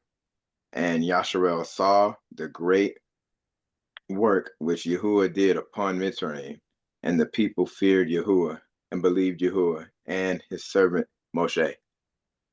Hallelujah. Hand clap for the Most High-Yah. All praise to the Most High. I got a little bit to kind of go through. I was trying to say that part about the what did it say about the chariot when they said when they was going when they was just moving right along. Verse 24, and it came to pass in the morning watch, Yahuwah looked upon the host of the Egyptians through the pillar of fire. It's interesting you brought up that aspect of how the Malachim are. That's how I look at it. I've seen it. I've seen these other movies too, where it's like you have the entity that's really the thing that's driving these other little entities that's out there, and Yeah. they literally can sometimes look through the eyes of that particular entity that's out there doing the work. You know what I Yes. mean? Okay. Exactly. Yeah, Just- exactly. What was Like, it? Yeah, you're yeah, right. Because that's like, what I what mean. in a Game of Thrones show, there was like one of the Stark girls. I think, yeah, one of the Stark girls had the ability to look through animals. So it's like she could Mhm. communicate with the animals, and then like if she wanted to, she could see through the same eyes as like a crow that was like watching their enemy or something like that. So that's cool. Like The what, little you know. boy, the little Yeah. boy, Oh, he was, it was the boy. yeah, That's what it was. yeah, the little Mhm. handicapped boy, he couldn't move, but he could like go into like some type of like kind of trance, and then he Yeah. could be in the eyes of like a crow or a wolf or whatever and see what was going on. Yeah. Hmm. Mhm. Uh, and so verse 25 it says like and they took off the chariot wheels and they drave and took off their chariot wheels and they drave them heavily. so that the Egyptians said, "Let us flee from the face of Israel. For Yahuwah will fight for them." As soon as they figured it out, you know what I'm saying? Like, so they going right along, and all of a sudden the chariot wheels just start wiggling and falling off. Right? Falling off, yeah. Just, Like, hey man, like I double and triple checked this last night. I know these. I know, right? I could have sworn, man. Oh my Told goodness! you the And Most High at that said, point in y'all gonna time, learn today. yeah, that's the He same thing got, I was Yeah, feeling. yeah. he got his respect. He got his honor. That was the first official blowout because Like, the tires like all came off like the Flintstone. That's what I can like picture. Like all the tires just coming off, all the wheels just came clean off, and they were just Right. getting tossed right back and forth. And they said, "No, we're not about to do this." Because you can't U-turn now. Nah, you Yeah, ain't No, gonna because he get you up out cooked. of this. At this point, you cooked. What you gonna do, man? yeah. Even if you try to outrun it, man, what? It took a whole Oh man, chariot to get here. Now I can't even get back if I wanted to. Yeah. nah. Yeah. And Like I so here's the said, other. whoever, my bad, whoever was the second in command to Pharaoh on the pursuit should have been like, we didn't open this door. That means somebody else can close it. Right. And so I just wanted to just touch this real quick, and we'll keep moving because we were trying to. And thank y'all too for all of the. But I want to try to get to this because there's a lot of naysayers. I'm pretty sure y'all come across that aspect of people, like chariot wheels being found in the Red Sea, right? Red Like Sea and all y'all, that, okay, yeah. okay, y'all know about it. So I'm gonna at least give you at least one naysayer, and then we'll back it, try to back it up. Let's see if y'all can hear this. Being discovered Y'all hear all it? over the Red Sea, and only the Bible can explain why. All right, let's just take this from the top. These are the alleged chariot wheels supposedly discovered by Ron White. However, they look nothing like 18th Dynasty chariot wheels. This is an actual 18th Dynasty chariot wheel, and you'll notice a sizable difference in the spokes. Whereas Ron's chariot wheel has 4 spokes, this chariot wheel has 6, which was indicative to the 18th dynasty. Furthermore, chariots were not made of gold, as that would have proven rather unstable, but rather chariots were made of wood such as elm, ash, and sycamore, and reinforced with bronze. And finally, how do we know that Ron's chariot wheel is Egyptian in the first place? And where are the other chariot wheels and chariots that we should be finding at the bottom of the Red Sea? Please, folks, don't fall for the sensationalism. All right, just want hold your peace on that. We'll say and Yeah. we'll deal with it. You know what I'm saying? All right, let me get to another one. So now we'll get to some evidence. Oh, found 6. I know, which is anyway. Port, amazing evidence of coral growth on objects that look like old chariot wheels, axles, and so forth. It has been found on the shore across from Nuweiba Port on the Saudi Arabian side, these same figures. So you can see in this video here, this amazing coral figures that look like axles, that look like chariot wheels, and they're just all strewn out as you go from Nuweiba out into the Red Sea, and then on the shore coming up out of the Red Sea on the Saudi Arabian side as well. Now, you should know that coral doesn't grow in sandy areas. It must have rock or something solid to grow on. And this area where they crossed is just pure sand, so these figures are tremendous evidence of chariot wheels that would have come off from the Egyptians as they pursued the Israelites. There you go. To the Red Sea and parts the Red. Does this discovery at the Red Sea prove the Bible to be true 100% inaccurate? Most of us know the story of the Red Sea, where Moses takes the people of Israel out from Egypt and down to the Red Sea and parts the Red Sea. And this is where archaeologists are saying that they crossed from Egypt into Saudi Arabia, this Nuweiba crossing to carry all of the Israelites there. Archaeologists went down to the bottom of the Red Sea at this point, and what they found is absolutely amazing. At the bottom of the Red Sea, as you can see, they found things that were shaped like wheels of chariots. As you can see, coral has grown on these, and they can only grow on hard objects. This is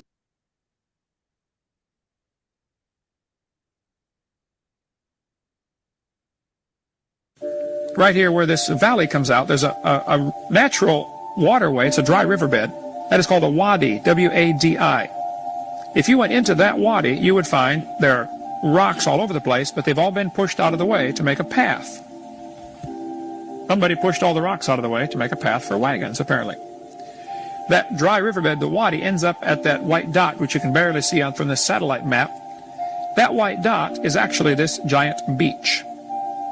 Off to the right, you can see where that wadi comes into it, that dry riverbed. And at the bottom of that beach, way down there, which would be the south end, at the south end, Ron Wyatt found this pillar.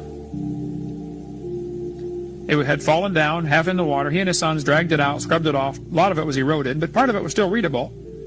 And it basically said something to the effect of, this pillar was erected by King Solomon to commemorate the crossing of the Red Sea. So they went and did some research. The National Geophysical Data Center in Boulder, Colorado has a map showing the depth of the water. How deep is the water? Above this red arrow, you can see where it says the Elan Deep, or Elat Deep. It's nearly 5,000 feet deep. The Gulf of Aqaba is. Incredibly deep water. South of there is the Aragonese Deep, which again is nearly 5,000 feet deep.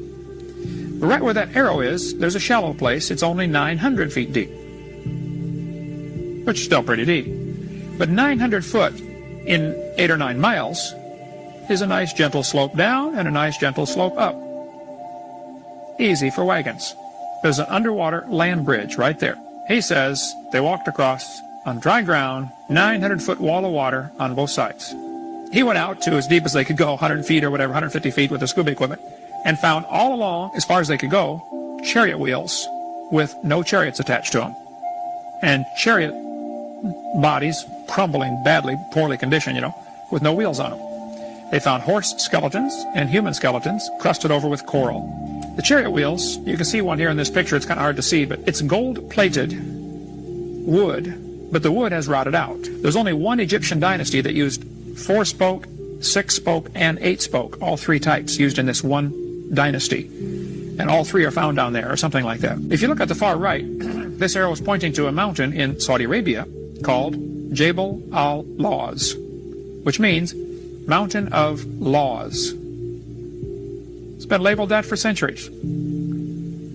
Could Mount Sinai be in Arabia? Well, let's see what the Bible says. Galatians chapter 4. Which gendereth the bondage which is Agar, for this Agar is Mount Sinai in Arabia. Hello, it's been there all along, folks. Okay. Why have they been looking in the Sinai Peninsula? That's not where it is. This is a picture of the mountain that apparently is Mount Sinai. The top of it is still black.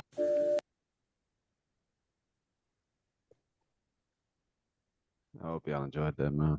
I ain't Good info. Yep. That's crazy. Yeah, Wadi. Yeah. Yeah, let me pull up that map too. Well, so yeah, the crossing and then bam until Outlaws or whatever that name was that he said. Yeah, I figured I'd just share that, man. Share what it is I can find. But yeah, you see the agnostic / whatever, dude, trying to, well, what's where are the other, the 6-spoke, and I'm like, once again, people just trying to throw you off, just trying to steer you in whatever direction they can try to steer you. You know what I'm saying? And it's just like some people gonna watch that, and it's just of course, and it's just like, nah, they had different types of wheels, dummy. Like, Yeah. what are we Even talking now. about? Yeah, like even now, like I mean, that's just. And anyway. Right. And why do they have to? And my thing is, don't they call it remains for a reason? Meaning that there's only little bits remaining. Like it's not supposed to be a bunch that you find. It's not supposed to be like that's not even like people act like as if things don't drift. They don't drift. They drift. They drift all the time. Like disintegrate 6,000 even years. come turn back into earth. You know what I'm saying? Water is a powerful thing. It can eat away and erode things very easily. We see that with people's foundation and water and stuff. So imagine for thousands of years what water can do to any type of material. So it's kind of like for them to think that you're just going to find, that's the whole point of just finding like remains, it's just part of evidence. If you could just find thousands upon thousands, it really wouldn't be that serious. It would be kind of like a normal thing Yeah. to discover. Yeah. So I And hate then when you they got say, a underwater current. Like the chariots that fell in that place at that time, the Most High, that current is still flowing. It still got a job to do. So it's gonna drag whatever remains out to even deeper waters. So Good deal. Good stuff, y'all. Normally I would stop there, but I think it's only two scripture readings. How y'all doing? Y'all doing all right, or you know what I'm saying? Is Good. this Good. good? yeah. Can y'all make it another two questions? Yeah, Yes. I'm genuine easily. with that. You know what I'm saying? All right, all right, all right. All right, let's just do these two, and then we'll be done. All right, who started singing and facilitating a banger of a track from the Most High post the cross and salvation? I I know. Miriam? think it had to have been either Moshe or Aaron, Was right? it Miriam? Go ahead and read it. All right, somebody pull up. It's gonna be a swath of the scriptures on this one, y'all. Who ain't read yet, y'all? Yeah, I know people like, no, it ain't me. I'm about to pull somebody out. Charmin, you there? No, I don't see her on the chat. Let's see. What Oh, scripture okay. are we going to? Okay. Yes, sir. 15, Oh, 1 she's through there. 21. Okay. 1 through 21, Yes, Exodus sir. 15. Yes, sir. I'm gonna be reading out of KJV. Can y'all hear me? Yes, Yep. sir. All right. Then sang Moses and the children of Israel this song unto the Lord, and spake, saying, I will sing unto the Lord, for he hath trumpeted gloriously. The horse and his rider hath he thrown into the sea. The Lord is my strength and song, and he is become my salvation. He is my God, and I will prepare him and his habitation. For a father's God, and I will exalt him. The Lord is a man of war. The Lord is Mm, his name. Pharaoh's chariots and his hosts hath he cast into the sea. His chosen captains also are drowned in the Red Sea. The depths have covered them. They sank into the bottom as a stone. The right hand, O Lord, has become glorious in power. Thy right hand, O Lord, hath dashed in pieces the enemy, and in the greatness of thine excellency thou hast overthrown them that rose up against thee. Thou sentest forth thy wrath, who consumed them as stubble. mm, And with the blast of thy nostril, the waters were gathered together. The flood stood upright as a heap, and the depths were congealed in the heart of the sea. The enemy said, I will pursue, I will overtake, I will divide the spoil. My lust shall be satisfied upon mm, them.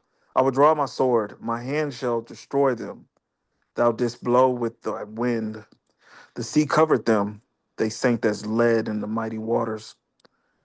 Who is like unto thee, O Lord, among the gods? mm, Who is like thee, glorious in holiness, fearful in praises, doing wonders? Thou stretchest out thy right hand. The earth swallowed them. Thou in thy mercy has led forth the people which thou hast redeemed. Thou hast guided them in thy strength unto thy holy habitation.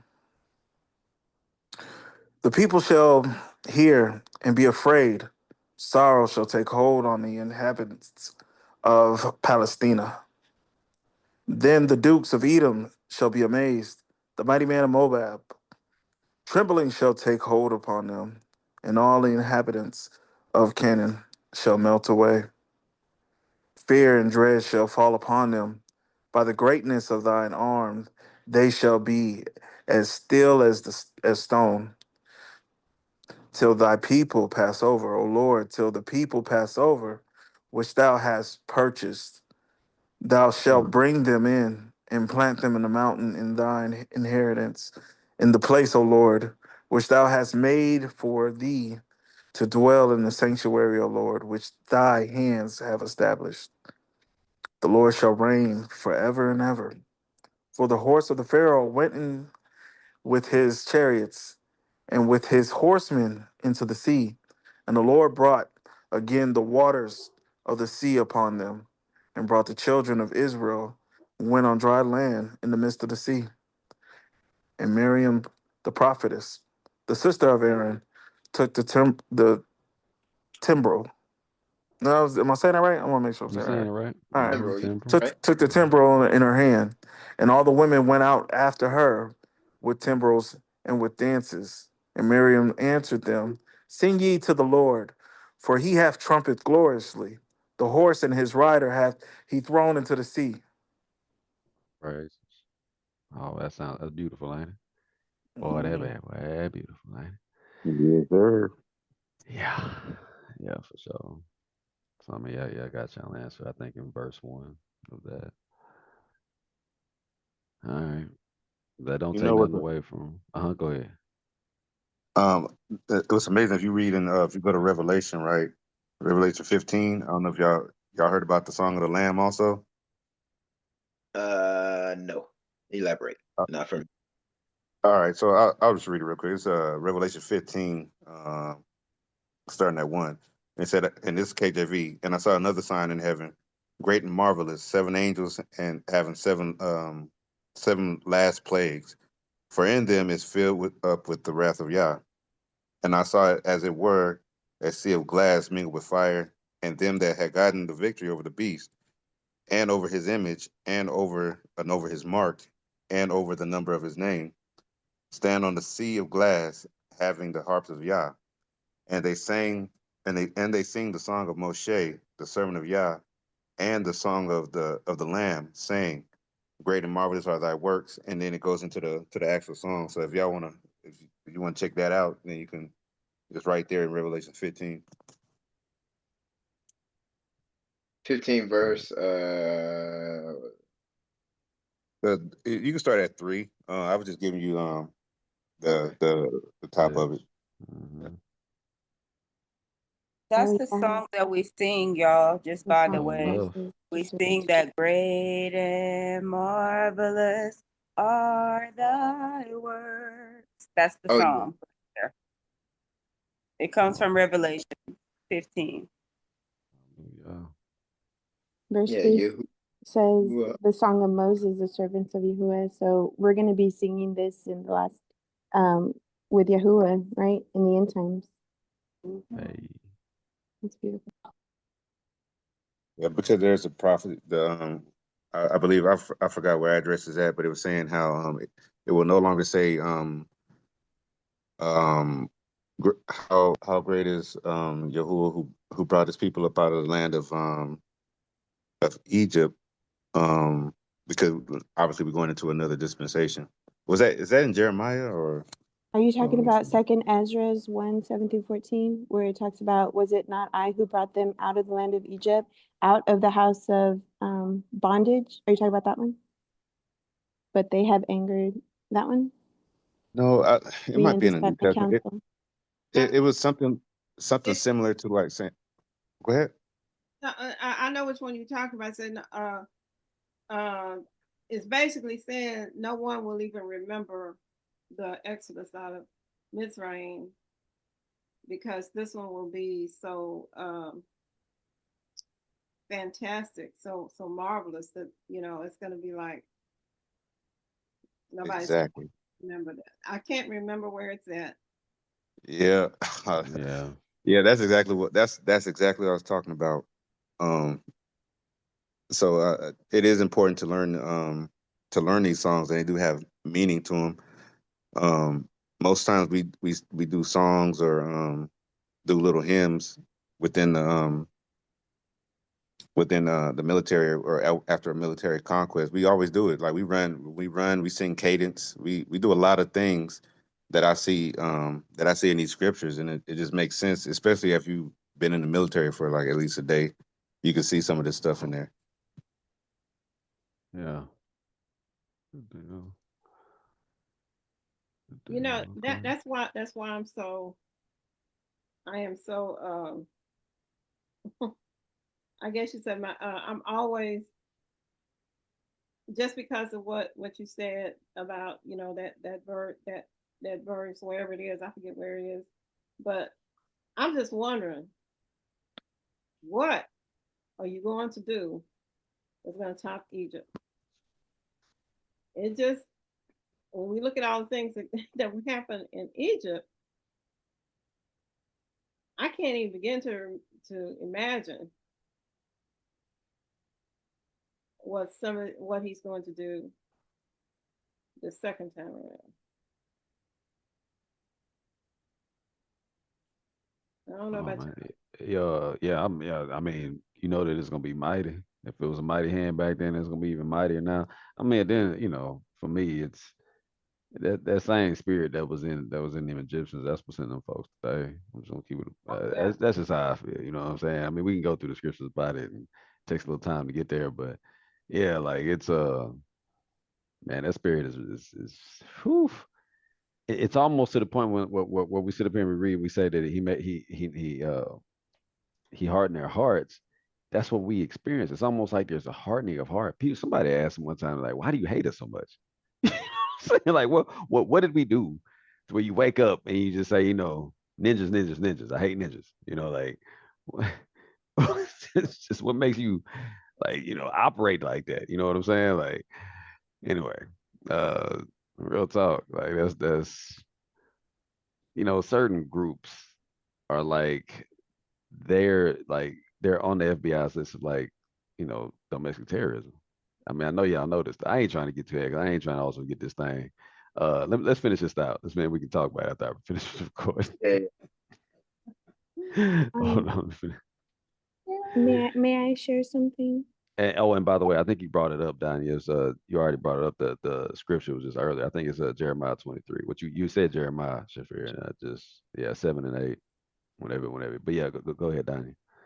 On verse 9, where remember earlier we had talked about pride and hatred, and it's again stated here, the enemy said, I will pursue, I will overtake, I will divide the spoils, my lust shall be satisfied upon them, I will draw my sword, and my hand shall destroy them. When brother was reading this, it just reminded me of how blinding our flesh, our emotions, the flesh of the emotion can be in pride and hatred, and how and it's what pride is what brought Lucifer down, right,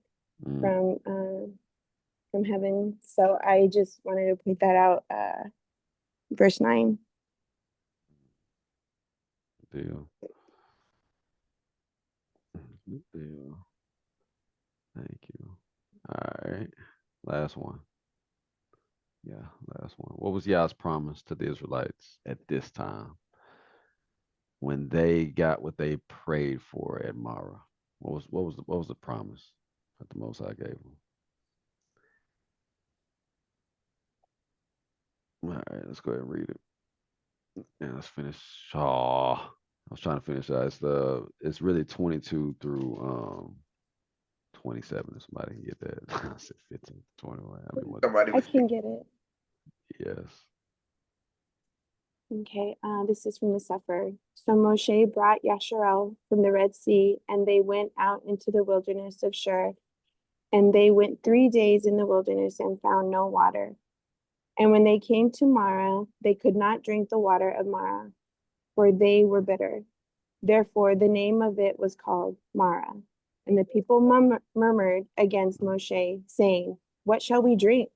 And he cried unto El-Yahuwah, and Yahuwah showed him a tree, which when he had cast into the waters were made sweet.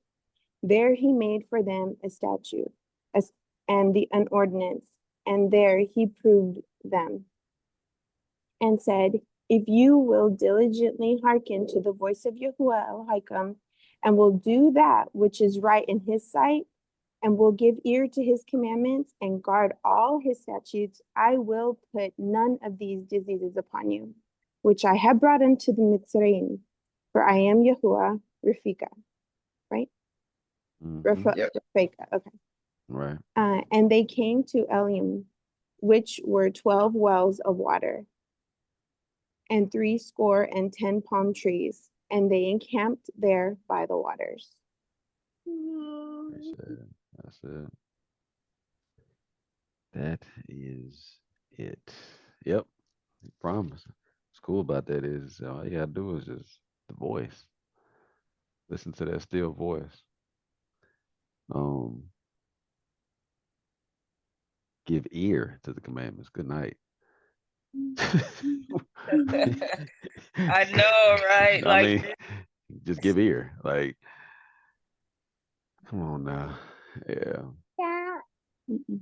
So even after he had saved them, parted the Red Sea and everything, they still were complaining and mumbling. I mean, and murmuring. It Yeah, says murmured murmuring against Hebraically. Moshe, saying, "What shall we drink?" They're complaining. What are we going to drink instead of? But Right. I mean, I from here, from it, I guess it's easy from my standpoint because I'm not in that situation. I keep Nope. reading, Yep. and We it's sideline. in a few in a few minutes. We I know what sideline happened. players. Yes, Absolutely. We yes. arm. We what they call it, armchair quarterbacks or something like that. We Yeah, sitting in so the. I can't say, oh, just trust he's going to come through for you because I know the outcome. They didn't know at that time what was going to Nope. happen. So I can't say, what I would say I would do in that situation. But when they start grumbling against Moshe, what are we to drink? I know. I think it's in. Let me see. Is it? It's Second Ezra's 1:22-23. And it says, I did not send fire upon you for your blasphemies. So even though he could have, but threw a tree into the waters and made the stream sweet. So he still came through for them and he didn't, his wrath was not upon them at this time. He still allowed, he still did for Yeah. them. He wasn't doing the stuff that we're gonna read about like later on the numbers, right? He's being like He's lenient. He's lenient with yeah. them right now. Yeah. Both of those times he was just leaning. He's like, just like, That's a lot of love. man. I mean, to overlook that, even if somebody is gonna blaspheme in your name, you're still gonna love them and do for them. Yeah. I think also he had patience with them too because of the fact that he does understand, like he's looking at this is a human experience, right? Like he did create us, right? So with all the emotions and everything that's built inside of us, those are things that were created for our good, although sometimes they work against us. So imagine the people, like Danya was saying, we know the end of the story. And although they could have been like, okay, yeah, we have faith because he did this, he did that, they also could have thought, well, how long is it going to take for us to get good water again?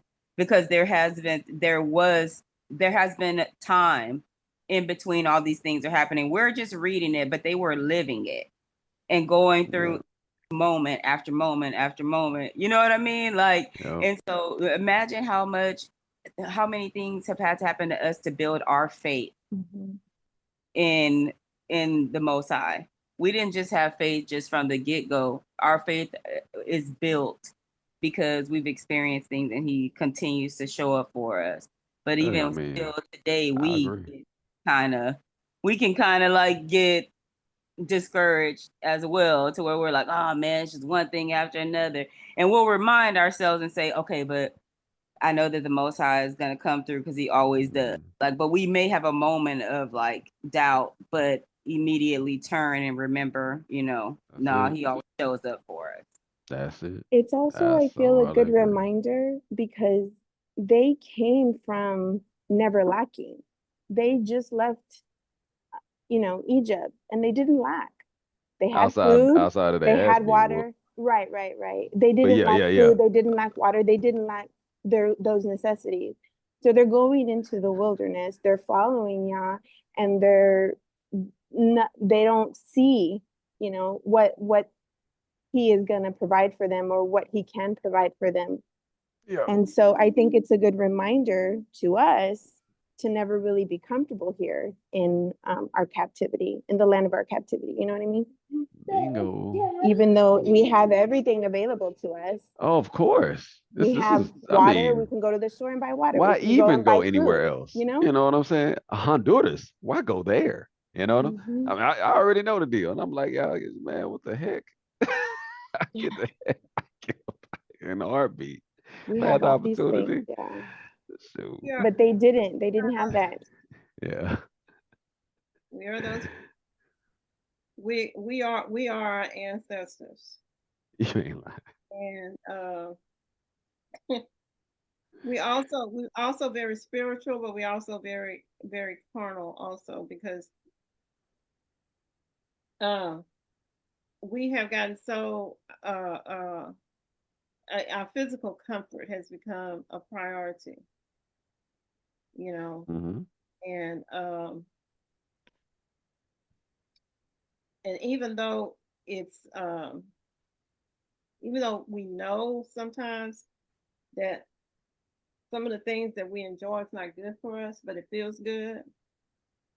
Uh, that's just that's just you're in tune to what your flesh wants, and that includes some of the simple things in life, like the creature comforts. Yeah, creature comforts. That's the. You notice what that's that term that they use whenever y'all looking for a new vehicle, or any of us looking for a new vehicle. That's what I meant to say. When you get all of those cool little gadgets now that exist in vehicles, that's the term that they use. You know what I'm saying? The creature comforts. All of the cool. Now you can put your charger. You can charge your phone and just your like where the ashtray or whatever used to be. Like, you know what I mean? Like they got a where your console is. You can put like they now have it cooled. Like right, you can put a drink in there or something like that. All this different, yeah, creature comforts. We Creature are. Oh my goodness. I think it was, and I mean, essentially for the Marines, right, where y'all go through that grueling, uh, not PT, what I want to say, BT. Talking about the Y'all, principal? yeah, what that one of the aspects is right that y'all that they almost want you to get to be comfortable being uncomfortable. Yeah. Oh Like yeah. that's just they almost want you to It's like a be, hell week. It's like a yeah. hell week that they have. Yeah, I think it's crazy. longer, It's a right? It's hell longer for 3 months. Marines. And my now Yeah. it's longer for Marines than the normal everybody is. If I'm not Yeah. mistaken, I could be you right. It's know like SEALs. It sucked. I was Yeah. Yeah. I was reading a I forget now what it was, but I think it might have been on social media. I don't know. I can't remember. I remember things, but I can't remember where I read it at. And it says that uh, one of the sultans of Arabia had made this statement. He says basically, I can't remember word for word, but he said basically uh, he said about my father. He said my father uh, was basically like walking, just very basic. And he says I can ride in any kind of car he wants to. Basically, he's rich, and he said I fear that my son will go back to riding a donkey. Hmm. Basically, what he was saying was that soft, hard men or a strong man Create comfortable create situations. comfortable situations, Yeah. and Yeah. comfortable situations create weak men, That's right. and weak men create uncomfortable situations for people. You know the circle. I know all the men that's in it is we understand the circle, and then it comes right back around. Uh-huh. Because then at some point in time, it's going to create hard times, and then finally those hard times are gonna create hard men again. You know what I'm saying? Mhm.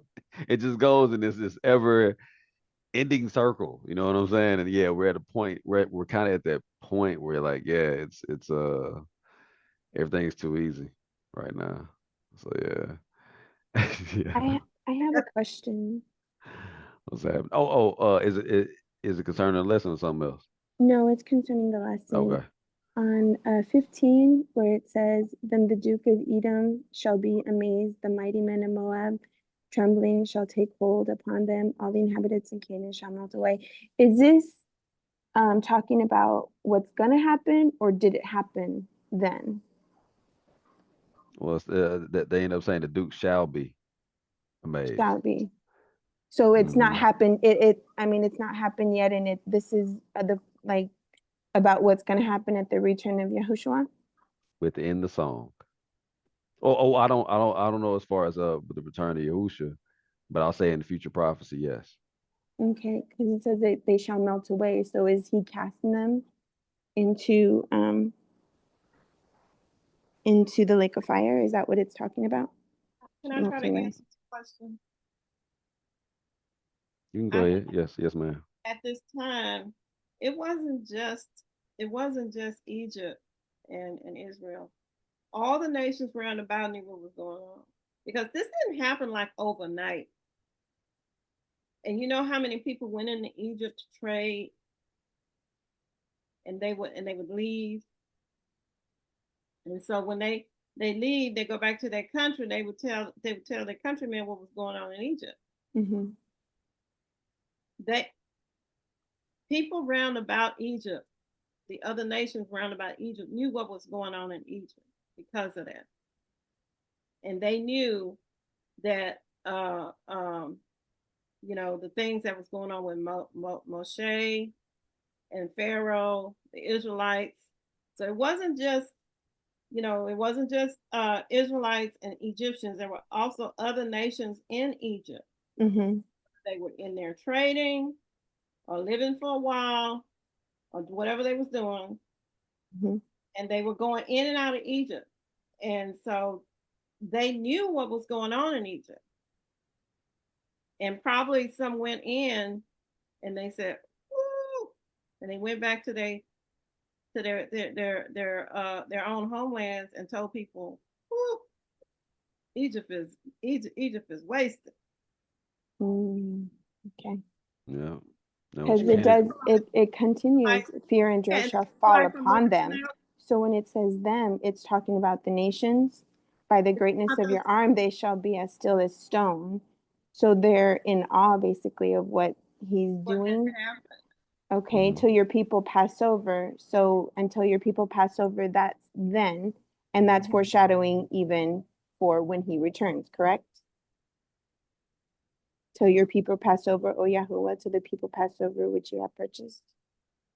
Well, I'm not gonna say I know about that, but as far as that was talking about that time. Okay. Because if you when you read further, you will say you will read where they come into certain places and the people say, we heard what Yahuwah did. Mm-hmm. So they heard what Yahuwah did to Egypt. Yes. Even later. Before the Israelites even got there, and they were afraid. Yep. You read about that in like Judges, a lot of the other scriptures in the books in the Bible, with the Canaanites melting away. Remember, this was before Joshua, before Yahushua started doing his thing in Canaan, as you know about. So I mean, yeah, it's just these things shall happen, and then you kind of start reading about it in the scriptures. Okay, thank you so much. Sometimes I think that's why in today's day and time, and especially back in the day, and especially during slavery, during that time and stuff, and during the Jim Crow eras and all that, then you know how they would act when it was a whole bunch of us together. Yeah, they don't like it. Yeah. That was Still to fear. this day. Yeah, Psalms 83. They know if we get it together, it's over for them. Right. What are y'all doing over here? Man, we get organized. Y'all, it's a wrap. It's a wrap. Yeah. But was it in Numbers where we were trying to pass by I think it was Moab, around the Moabites, and they got testy with us, and then so you know what I'm saying? So I think we were going up north, northward because we had to go Mhm. through all the land of our enemies, and so we were cutting through Moab. We pretty much wiped them out to an extent, right? So this is where you started. What was it Ruth? They called her a Moabitess. So um, up into the valley of Moab, right? So that was the only thing that was left, but it's just the valley. It's just like saying it's the valley here in San Antonio, but so it's just Right. that was the territory. So that still holds true for from what I see for from verse 15, if that's remotely even answering that question, because like you said, it hadn't happened yet, so we hadn't Mhm. really had a beef per se with Moab for that statement to come about yet. So so I know the Moabites were giving us problems as we're trying to pass through, and there was another couple of nations that were doing the same thing. Yeah, we didn't want to deal with none of them. Like you said, we didn't Yeah. want to deal with the Philistines up there, Amalek that was Yep. up there, Moab Yep. that was up there, Edom was up there. Like, nah, we tried to we went down, Yeah. crossed over Right. the Right. Red Right. Right. Sea to the side, baby. That's what we did. Sure. All right, y'all, let's finish this thing. We still chop it up. All right, that's it. All praise to the Most High. Y'all can read it here. Let us hear the conclusion of the whole matter. Fear Elohim and guard his commandments, for this is the whole duty of man. For Elohim shall bring every work into judgment with every secret thing, whether it be good or whether it be evil. Ecclesiastes 12, 13, and 14. The last one, Revelations, because we like to end it with the Yahusha. Here is the patience of the Kodeshim. Here are they that guard the commandments of Yahuwah and the belief of Yahusha. All praise be to the Most High. We pray that y'all stay blessed on the Shabbat.